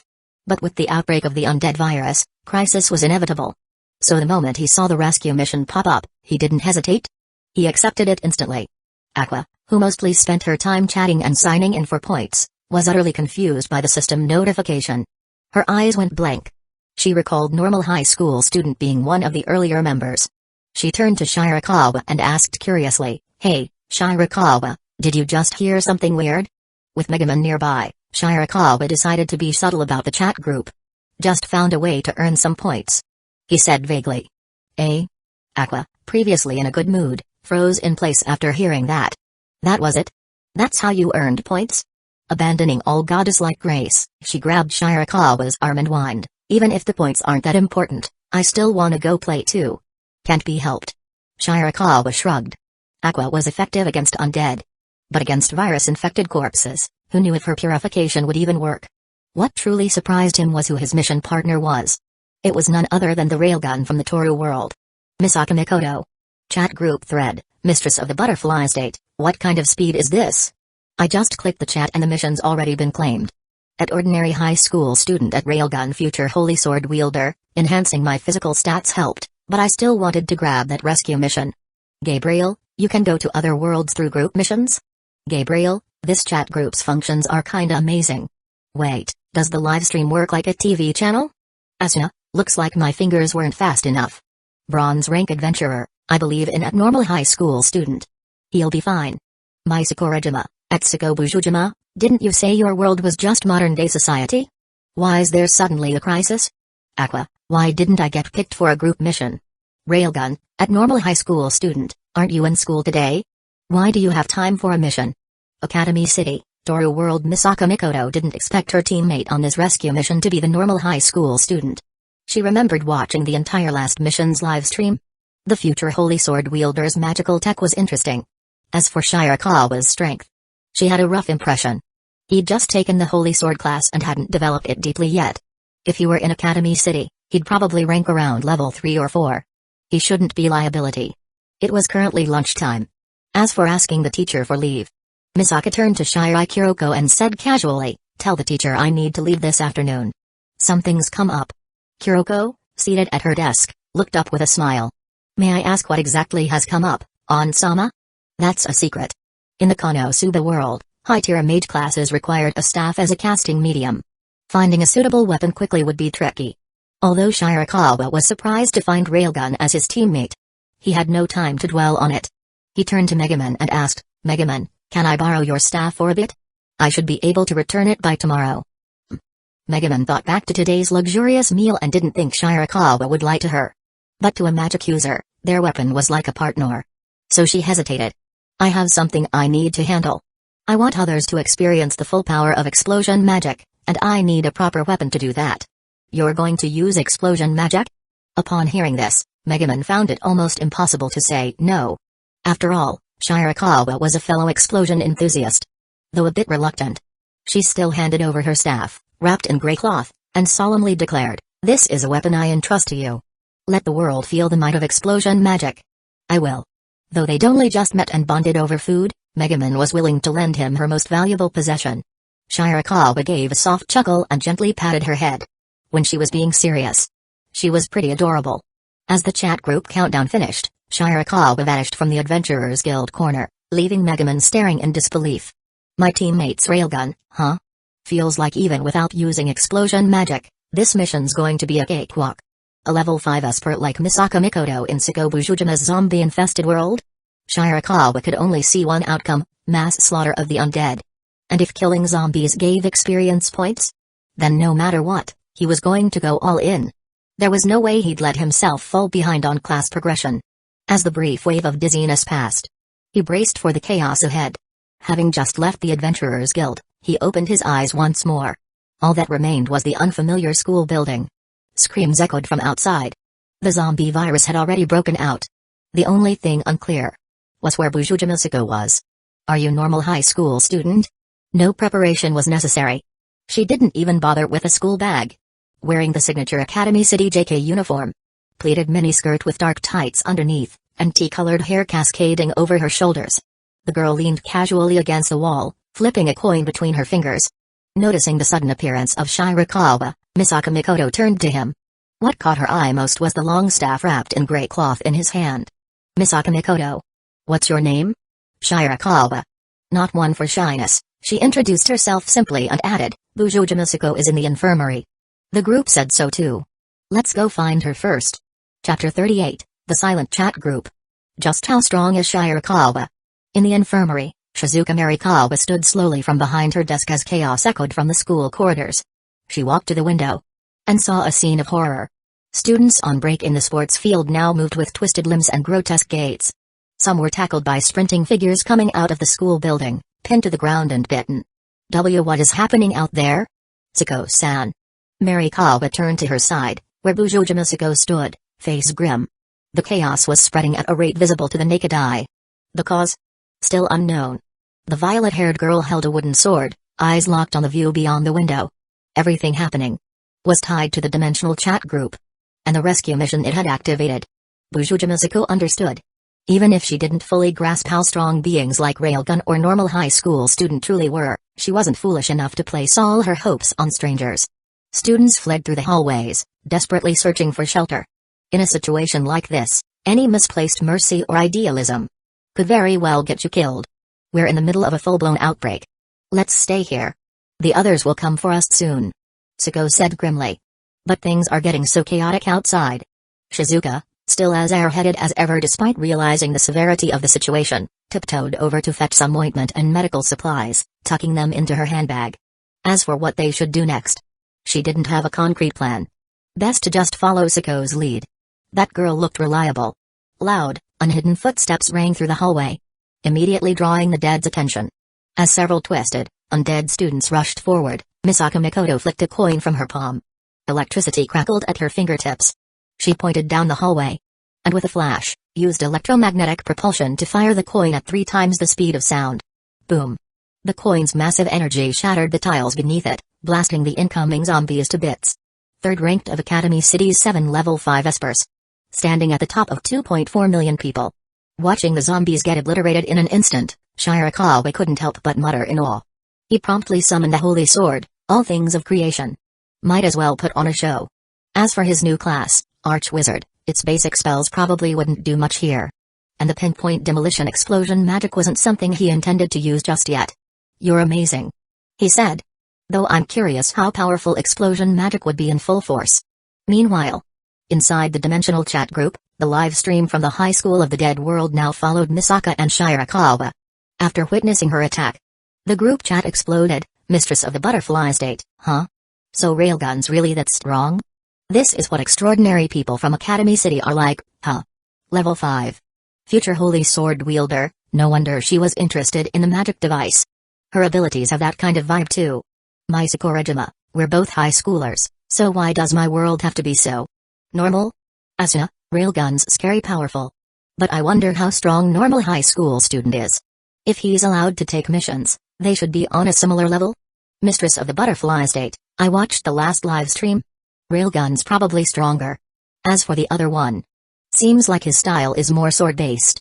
Aqua, why do all my reincarnated teammates suck? If only I had someone like a railgun, defeating the Demon King would be a breeze. The messages scrolled wildly. If Misaka saw what Aqua wrote, she'd probably flip her lid. Being eyes-kide might be a miracle for the dead. But for the living, it was a slap in the face. Back in the real world, Shirakawa and Misaka continued forward, climbing higher into the school building. Their footsteps drew more and more undead. He glanced sideways as Misaka pulled out another coin. He couldn't help wondering. Do killing zombies give experience points? Activating magic release to its maximum setting, he burned through 3% mana per minute. But thanks to the core skills of his new job class, it was sustainable. He felt it in every cell. His body buzzed with energy. His stats tripled. He was well beyond the realm of humanity now. A torrent of pure mana surged into all things of creation. The crimson blade gleamed with an unholy radiance. No longer a holy sword. A demon sword might be a more accurate name. These zombies. Leave them to me, Shirakawa said lightly. Drawn by the tremendous surge of energy, Misaka glanced over. She slowly retrieved her unused coin. She too was curious. What kind of power did this holy sword wielder from another world possess? And then, before she could even think further, Shirakawa's figure vanished. Gone. Not even Misaka's reflexes could keep up. The air itself was sucked out in a vacuum. Nearby windows shattered, air rushing inward like a vortex. Her pleated skirt flared from the sudden gale. Then came the roar of crumbling concrete. A dark red slash, rivaling even the railgun's speed, reduced the swarm of zombies to atomized mist. Entire classroom walls were pulverized. The end of the hallway blasted straight through. Beyond it, only a ruined gray cityscape remained. Misaka Mikoto stood frozen. Utterly overwhelmed. No words came. That speed. That destruction. Was that really power a human could possess? Just a few days ago, his strength in the live stream had seemed comparable to a level 4 Asper. But now, she wasn't the only one stunned. Everyone watching through Shirakawa's stream in the dimensional chat group fell into stunned silence. Before the chat erupted. Chapter 39, Misaka Mikoto's desire to grow stronger. The world is ending, Asuna, is it just me? Or is that so-called ordinary high school student actually about as strong as the railgun? Future holy sword wielder, it hasn't even been that long, and yet Shirakawa-kun has already developed the holy sword's power to this level? Aqua, at normal high school student, you're definitely the hero I had my eyes on. The mission to save another world and defeat the Demon King. Yeah, I'll leave that to you. Bronze-ranked adventurer, so this is Shirakawa-kun's true strength. My Sakurajima, holy sword wielder. Is that the one in the group files? Mistress of the Butterfly State, how can a face slap came this quickly? Even the live stream from the dimensional chat group couldn't keep up with that speed. Mistress of the Butterfly State, upper rank demons. I bet he could take them out in a flash. In a quiet corner of the Butterfly State, Shinobukacho stared at the ongoing live stream in the chat group, eyes wide with disbelief, a gulp stuck in her throat. She had watched the last broadcast. Back then, Shirakawa, who had just awakened as a holy sword wielder, was already terrifyingly powerful. But it had only been 3 days since then. Upper-rank demons probably wouldn't even get a chance to resist, would they? Reopening the chat group's file archive, she located the document titled Holy Sword Awakening Guide. Although it was far more difficult to learn than the breathing techniques, if she could somehow master it, it might be able to help Big Sister with a lot of things. You've slain a corpse. Gained 50 EXP, you've slain a corpse. Gained 50 EXP, you've slain a corpse. Gained 50 EXP, a flurry of EXP prompts flooded Shirakawa's vision. The pre-selected class of Archwizard had already jumped to level 2. The destruction caused by his basic attack alone. Though it hadn't damaged the building's load-bearing structure, all the corridor side walls of the classrooms had been blasted through. The scene was a mess. The EXP gain was less than killing a basic goblin. But that was expected. Shirakawa had predicted this. However, with the sheer volume of undead, leveling the Archwizard class was simply a matter of time. He didn't even need to conserve mana for future fights. Standing at the stairwell corner on a higher floor, he turned his gaze toward a silent Misaka Mikoto, and said casually, "Let's keep moving." The sudden surge in power was beyond what Misako had imagined. While this level of attack might not be too much for her under normal circumstances, what truly shook her was the blinding speed. It meant that most attacks would be rendered ineffective before they could even connect. If that was a result of the Holy Sword Wielder title, then no matter what, no matter how difficult it is, I need to master it. Standing at the top of Academy City, Misaka Mikoto had realized through the dimensional chat group. Her power wasn't enough anymore.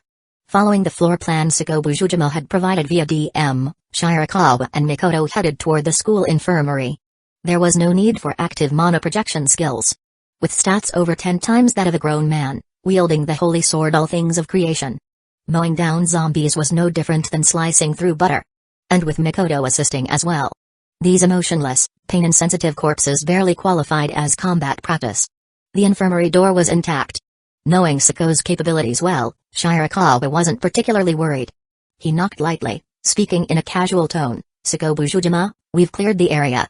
Inside the infirmary, Sako, who had been on constant alert, heard the approaching footsteps and her name called from outside. She instantly understood. It was the normal high school student from the dimensional chat group. Railgun and her companion. Come to fulfill the rescue request. She had seen the battle in the live stream. She knew very well. Both Shirakawa and Misaka Mikoto were otherworldly superhumans. Their power was suffocating. Sliding the infirmary door open, she looked at the clean-cut, handsome boy and the brown-haired girl in a JK uniform standing beside him. "Thank you both very much. How should I address you?" "Just Shirakawa is fine." As he sized up Sako, he found that compared to her anime portrayal, she was even more stunning in this world. Her long purple hair flowed to her waist, and she wore Fujimi Academy's uniform. She was clearly a high schooler, yet every bit of her radiated a full-fledged mature charm. In terms of looks and figure, she could easily rank among the top even in a multiverse setting. Glancing at the silent Misaka next to him, Shirakawa offered a smile, "And this is Misaka Mikoto. Nice to meet you." Mikoto offered a polite nod. Her goal in taking this mission was simple, to earn enough points to exchange for stat-boosting items. At that moment, a third figure appeared. Wearing a white lab coat over her uniform, her long golden hair draped over her shoulders, and carrying a somewhat ditzy aura. Shizuka Marikawa approached to greet them as well. There was no ignoring her presence. Her tightly fitted uniform blouse showcased proportions that completely redefined Shirakawa's understanding of anatomy. With every step she took, Newton's law of gravity was on full display. Marikawa blinked as she studied Shirakawa and Mikoto's uniforms, tilting her head slightly. "Are you two from another school? How's the situation outside?" "Pretty bad. The zombie virus had spread worldwide. The best solution for now was to stockpile supplies and secure a safe, defensible shelter." Shirakawa shook his head lightly. Turning to Sako, he proposed, "The school is crawling with zombies. Got any ideas for a good shelter?" Sako gave a small nod. Her family's dojo was a strong candidate. But before she could answer, the door to the storage room across the hall suddenly opened, and a pink-haired girl in twin tails wearing the same Fujimi uniform stepped out. She introduced herself promptly. I'm Takagi Saya, second year. Bujojima-senpai, if you're escaping the school, could you take me with you? I know a safe place we can go. Chapter 40, Saya Takagi. Her first taste of the Archwizard's power. Shirakawa gave a casual glance at the pink-haired twin-tailed girl before him. He knew exactly who she was. Saya Takagi, the classic tsundere from the world of High School of the Dead. A sharp tongue and a sharper mind, that was her reputation. The fact that she had taken the initiative to approach and request to join their team, especially from someone as proud as her, only highlighted the gravity of their current situation. As for the safe location she spoke of, it was likely the Takagi estate. Shirakawa's feelings towards Soichiro Takagi, head of an ultra-right-wing political group, weren't exactly positive. But if he had to name someone in that world who actually piqued his interest, that would be Yuriko Takagi. The elegant and commanding matriarch, blessed with lethal beauty, perfectly fit the devastatingly attractive mature wife archetype. Combine that with the fiery tsundere daughter, and the idea of the two living under one roof? Well, it was certainly a tempting image. But leaving fantasies aside, faced with Saya's request, Sako Bujojima didn't immediately agree. She knew full well that getting out of Fujimi Academy alive, and finding a real shelter outside, was only possible because of one reason: they had Shirakawa and Misaka Mikoto on their side. She turned to the one who was clearly the most approachable in the group and asked in a calm tone, Shirakawa-kun, what's your opinion on this? Shall we team up? No problem. Shirakawa gave a relaxed nod. With his current power, it didn't matter how many zombies there were. They were just walking EXP bags. As for Misaka Mikoto, her desire to uphold justice and protect the weak made her unlikely to turn down a plea like this. Saya, meanwhile, sized up the boy who had become the center of the team. Wearing a loose tracksuit, clearly not from their school, and carrying a wooden staff wrapped in gray cloth. At first glance, he looked more like some athletic, easygoing senior than anything else. Why was Sako-senpai treating him as the core of their group? Saya didn't quite understand yet. But since he'd accepted her request, she wisely kept her usual sharpness in check. There was no need to fight for leadership. Not now. I really appreciate you letting me join, she said sincerely. Her voice was surprisingly genuine, without the prickly attitude one might expect from her. But as she looked around at the calm, almost unconcerned expressions of the group, a trace of anxiety crept into her heart. They didn't seem to understand just how serious things had become. After a brief pause, Saya spoke again. My family's home is very safe, but it's a bit far from here. With so many zombies in the streets, we'll need to find some kind of vehicle. It'll be way too dangerous on foot. The whole city might collapse. Got it. Shizuka Marikawa pulled out a set of school bus keys from her pocket. Who knew where she got them from? And waved them with a radiant smile. Then, shall we head out? With this, the team's raw formation was complete. Leading at the front was Sako Bujojima, who was the most familiar with the layout of the school, walking steadily with a wooden sword in hand. Their primary objective now was to reach the parking lot. Though most of the corpses in the vicinity had already been cleared out, the noise of students fleeing and screaming continued to attract new ones. And yet, even with just a wooden blade in hand, Sako Bujojima remained completely fearless.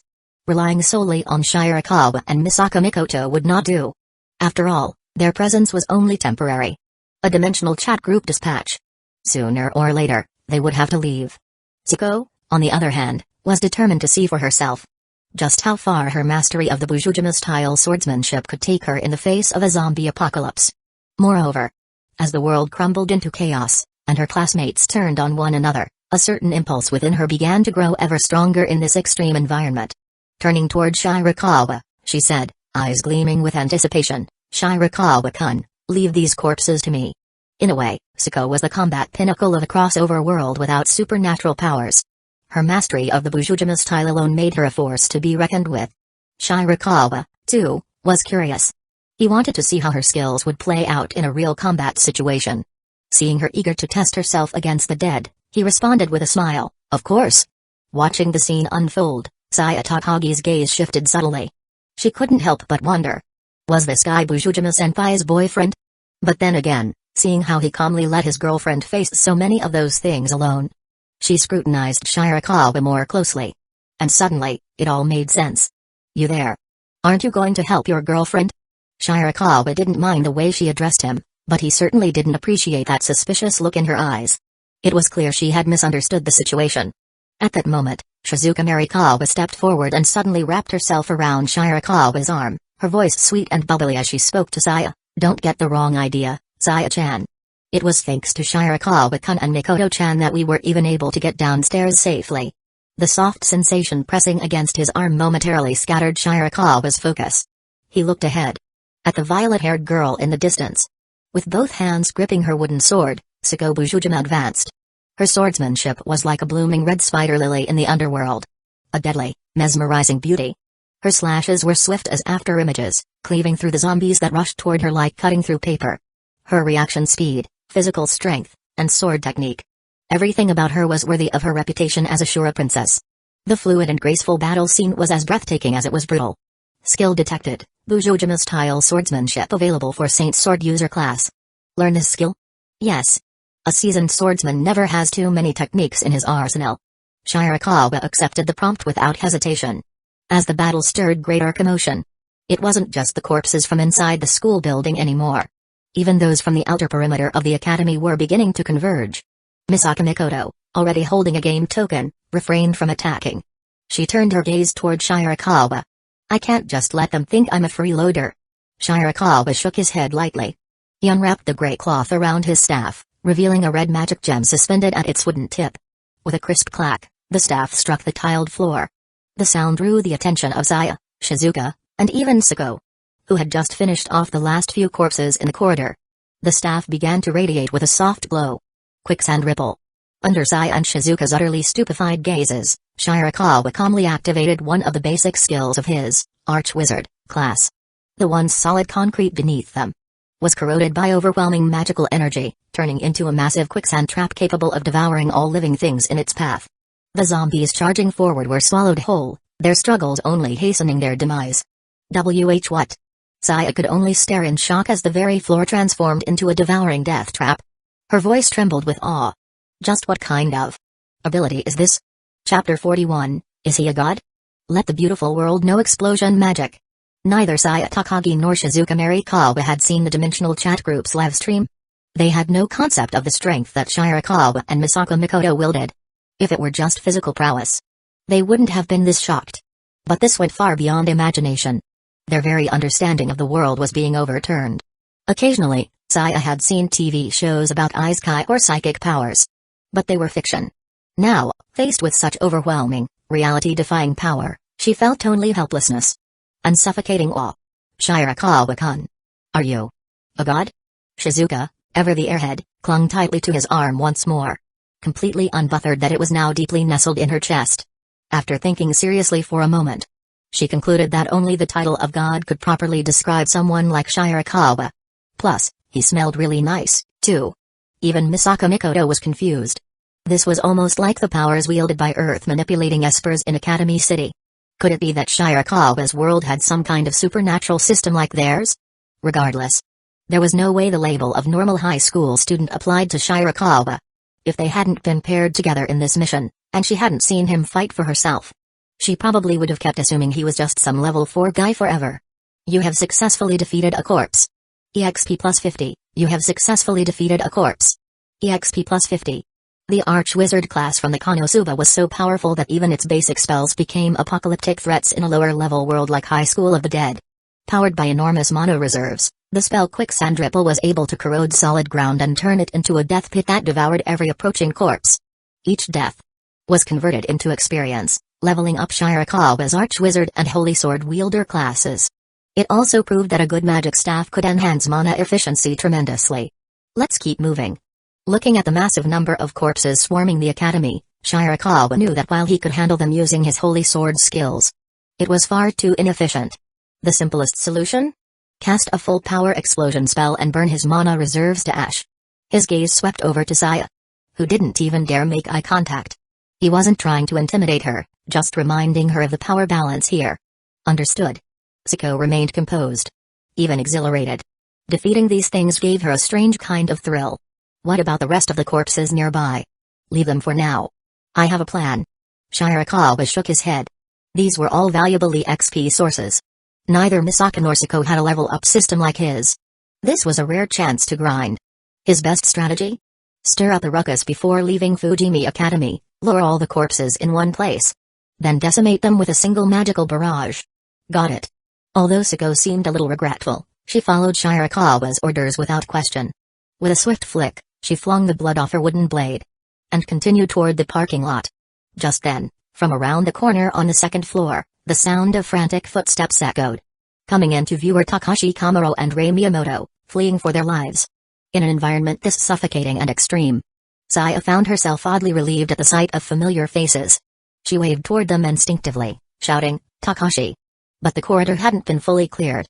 Several zombies were now chasing after Takashi, closing in fast. Seeing the boy she once had feelings for about to be caught, Saya turned to the strongest person in their group. "Kamuro is my classmate. Please. Can you help him?" But Shirakawa simply looked at her with cold indifference. His voice was calm. "When did Takashi Kamuro become part of our team? You approved this?" Clearly sensing Shirakawa's attitude, Takagi Saya opened her mouth but said nothing. For someone who prided herself on her intellect, she knew that if she questioned him now, she'd be cast out by the group without hesitation. After all, he was just someone she once had a crush on. Compared to her current situation, survival was far more important. Kamuro Takashi, who had nearly been grabbed by a corpse just moments ago, suddenly stumbled over something.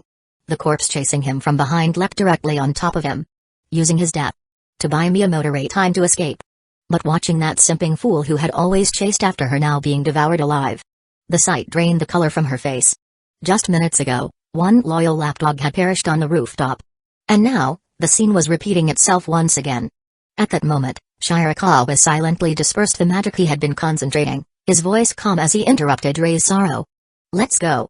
First, we need to find a secure shelter. Can I come with you?" The sheer desire to live compelled Miyamoto to plead. But when Shirakawa turned and walked away without even sparing her a glance, she bit her lip and chose to follow the group. No matter what price she would have to pay from now on, survival came first. With Sako Bujujima leading the way, the path to the parking lot was relatively safe. There weren't too many zombies. But the moment the school bus's engine roared to life, the noise drew nearly every corpse in Fujimi Academy toward them. Exhausted, Takagi Sai and Miyamoto Rei didn't even have time to catch their breath. The sound had lured a massive horde to the back of the bus. Faced with the overwhelming situation, Shizuka Marikawa, who was driving, kept whispering to herself, "These aren't students anymore. They're just infected corpses." She floored the accelerator, running over the undead in their path. The bus rocked violently as it approached the main gate, where Misako Mikoto used her electromagnetic powers to blast the doors open. However, just as they were about to continue toward the Takagi estate, Shirakawa, seated in the front passenger seat, raised a hand to stop her. "I've got something to take care of."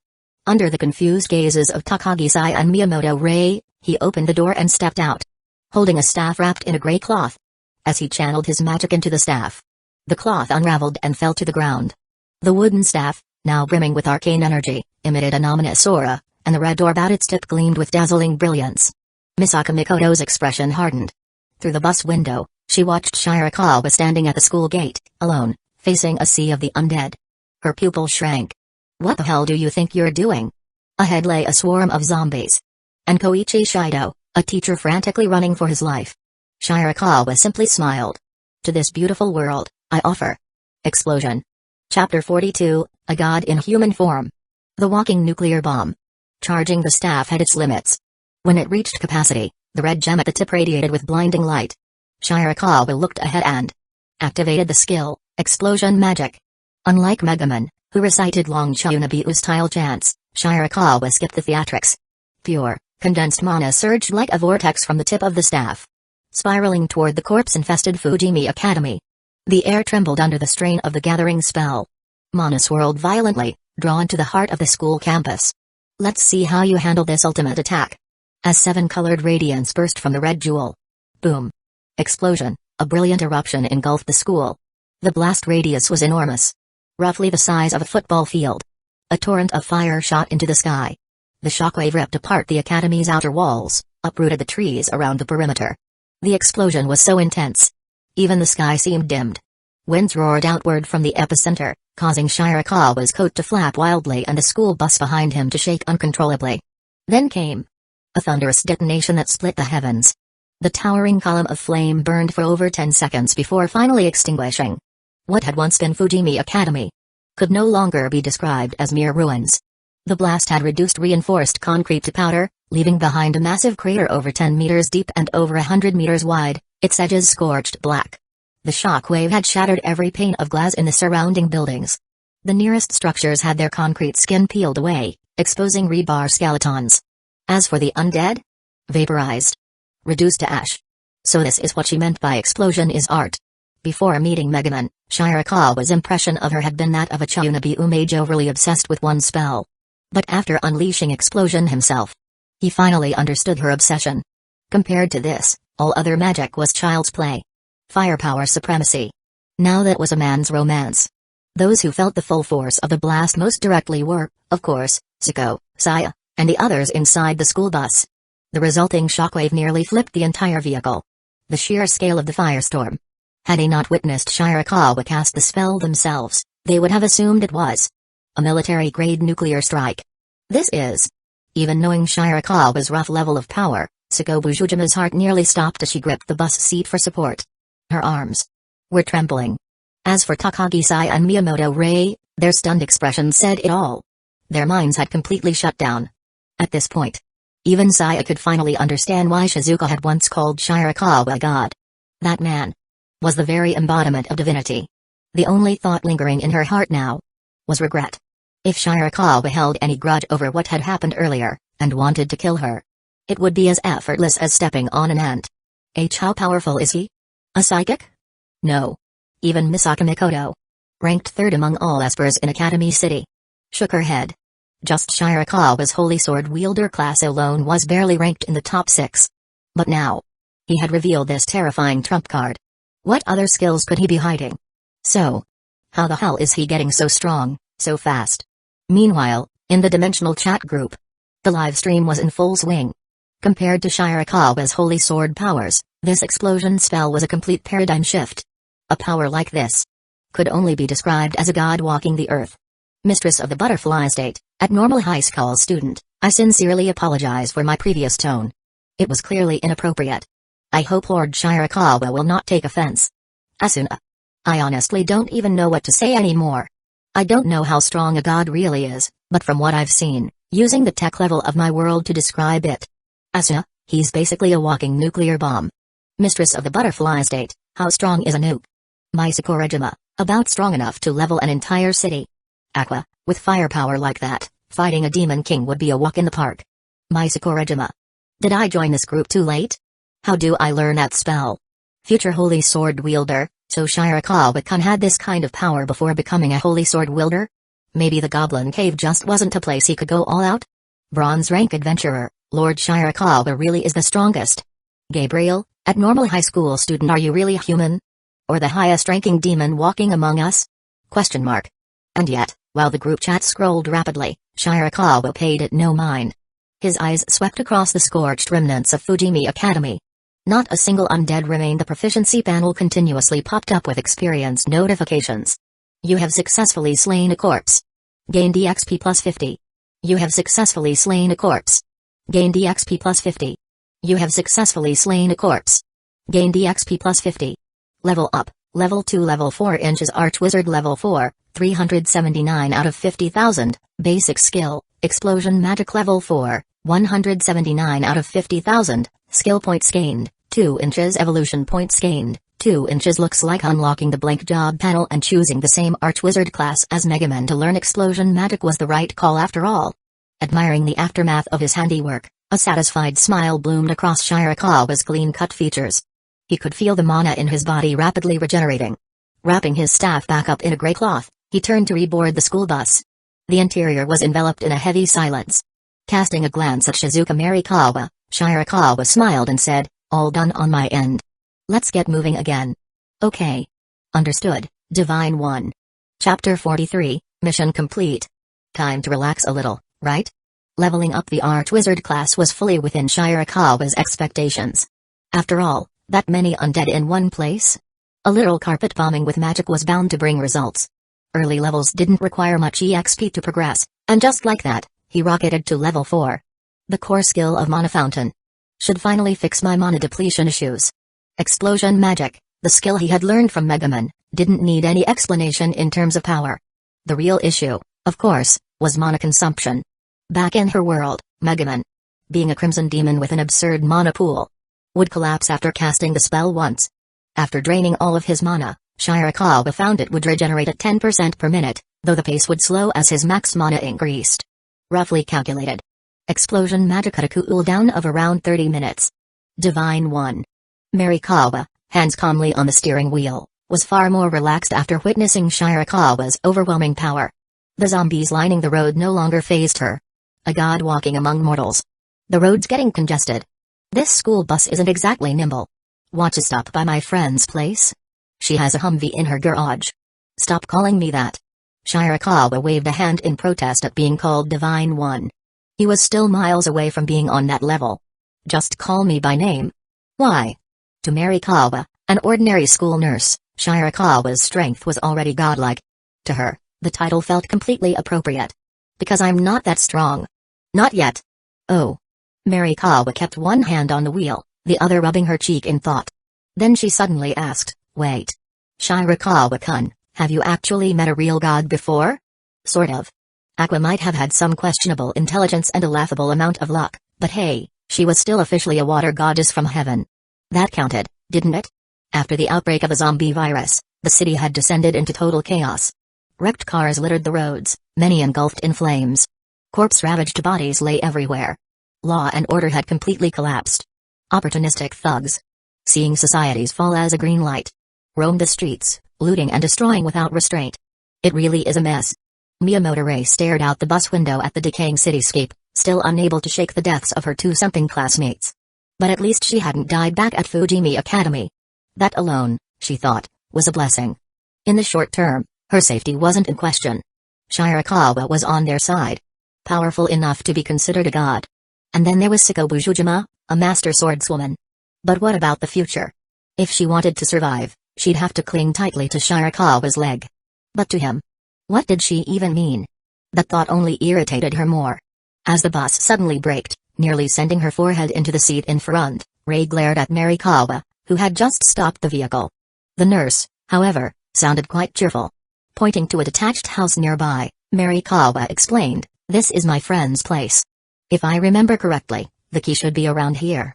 We won't need to find shelter tonight." Okay. Neither Bujojimasuko, Takagi-saya, nor Rei raised any objections. After all, Shirakawa, the one effectively leading them, had already stepped out from the front seat. They all quickly followed. Saya had even considered apologizing to Shirakawa for her earlier attitude. But the moment she saw him standing beside someone she clearly recognized, Misaka Mikoto, she backed off. There's a good chance the rescue mission was just to get Bujojimasuko to a safe house. Shirakawa said with a smile, glancing toward Mikoto. What's your plan now? As a level 5 Esper from Academy City, Mikoto couldn't afford to disappear too long. Even with the chat group's rule adjustments, there were limits. I'll leave once the mission's officially marked as complete. This world wasn't hers. It was unfamiliar, disconnected, and most importantly, not her problem. Her only goal in accepting the rescue mission was to earn points. She gave Shirakawa a long, examining look. Before you became a holy sword wielder, were you really just a regular high school student? I was. Technically, Shirakawa was a high school student in his original world. Just one with a cheat skill called the proficiency panel and some part-time work as an exorcist. Whether or not he become a full-fledged hero someday would depend on whether he could find that guy in the Goblin Slayer world.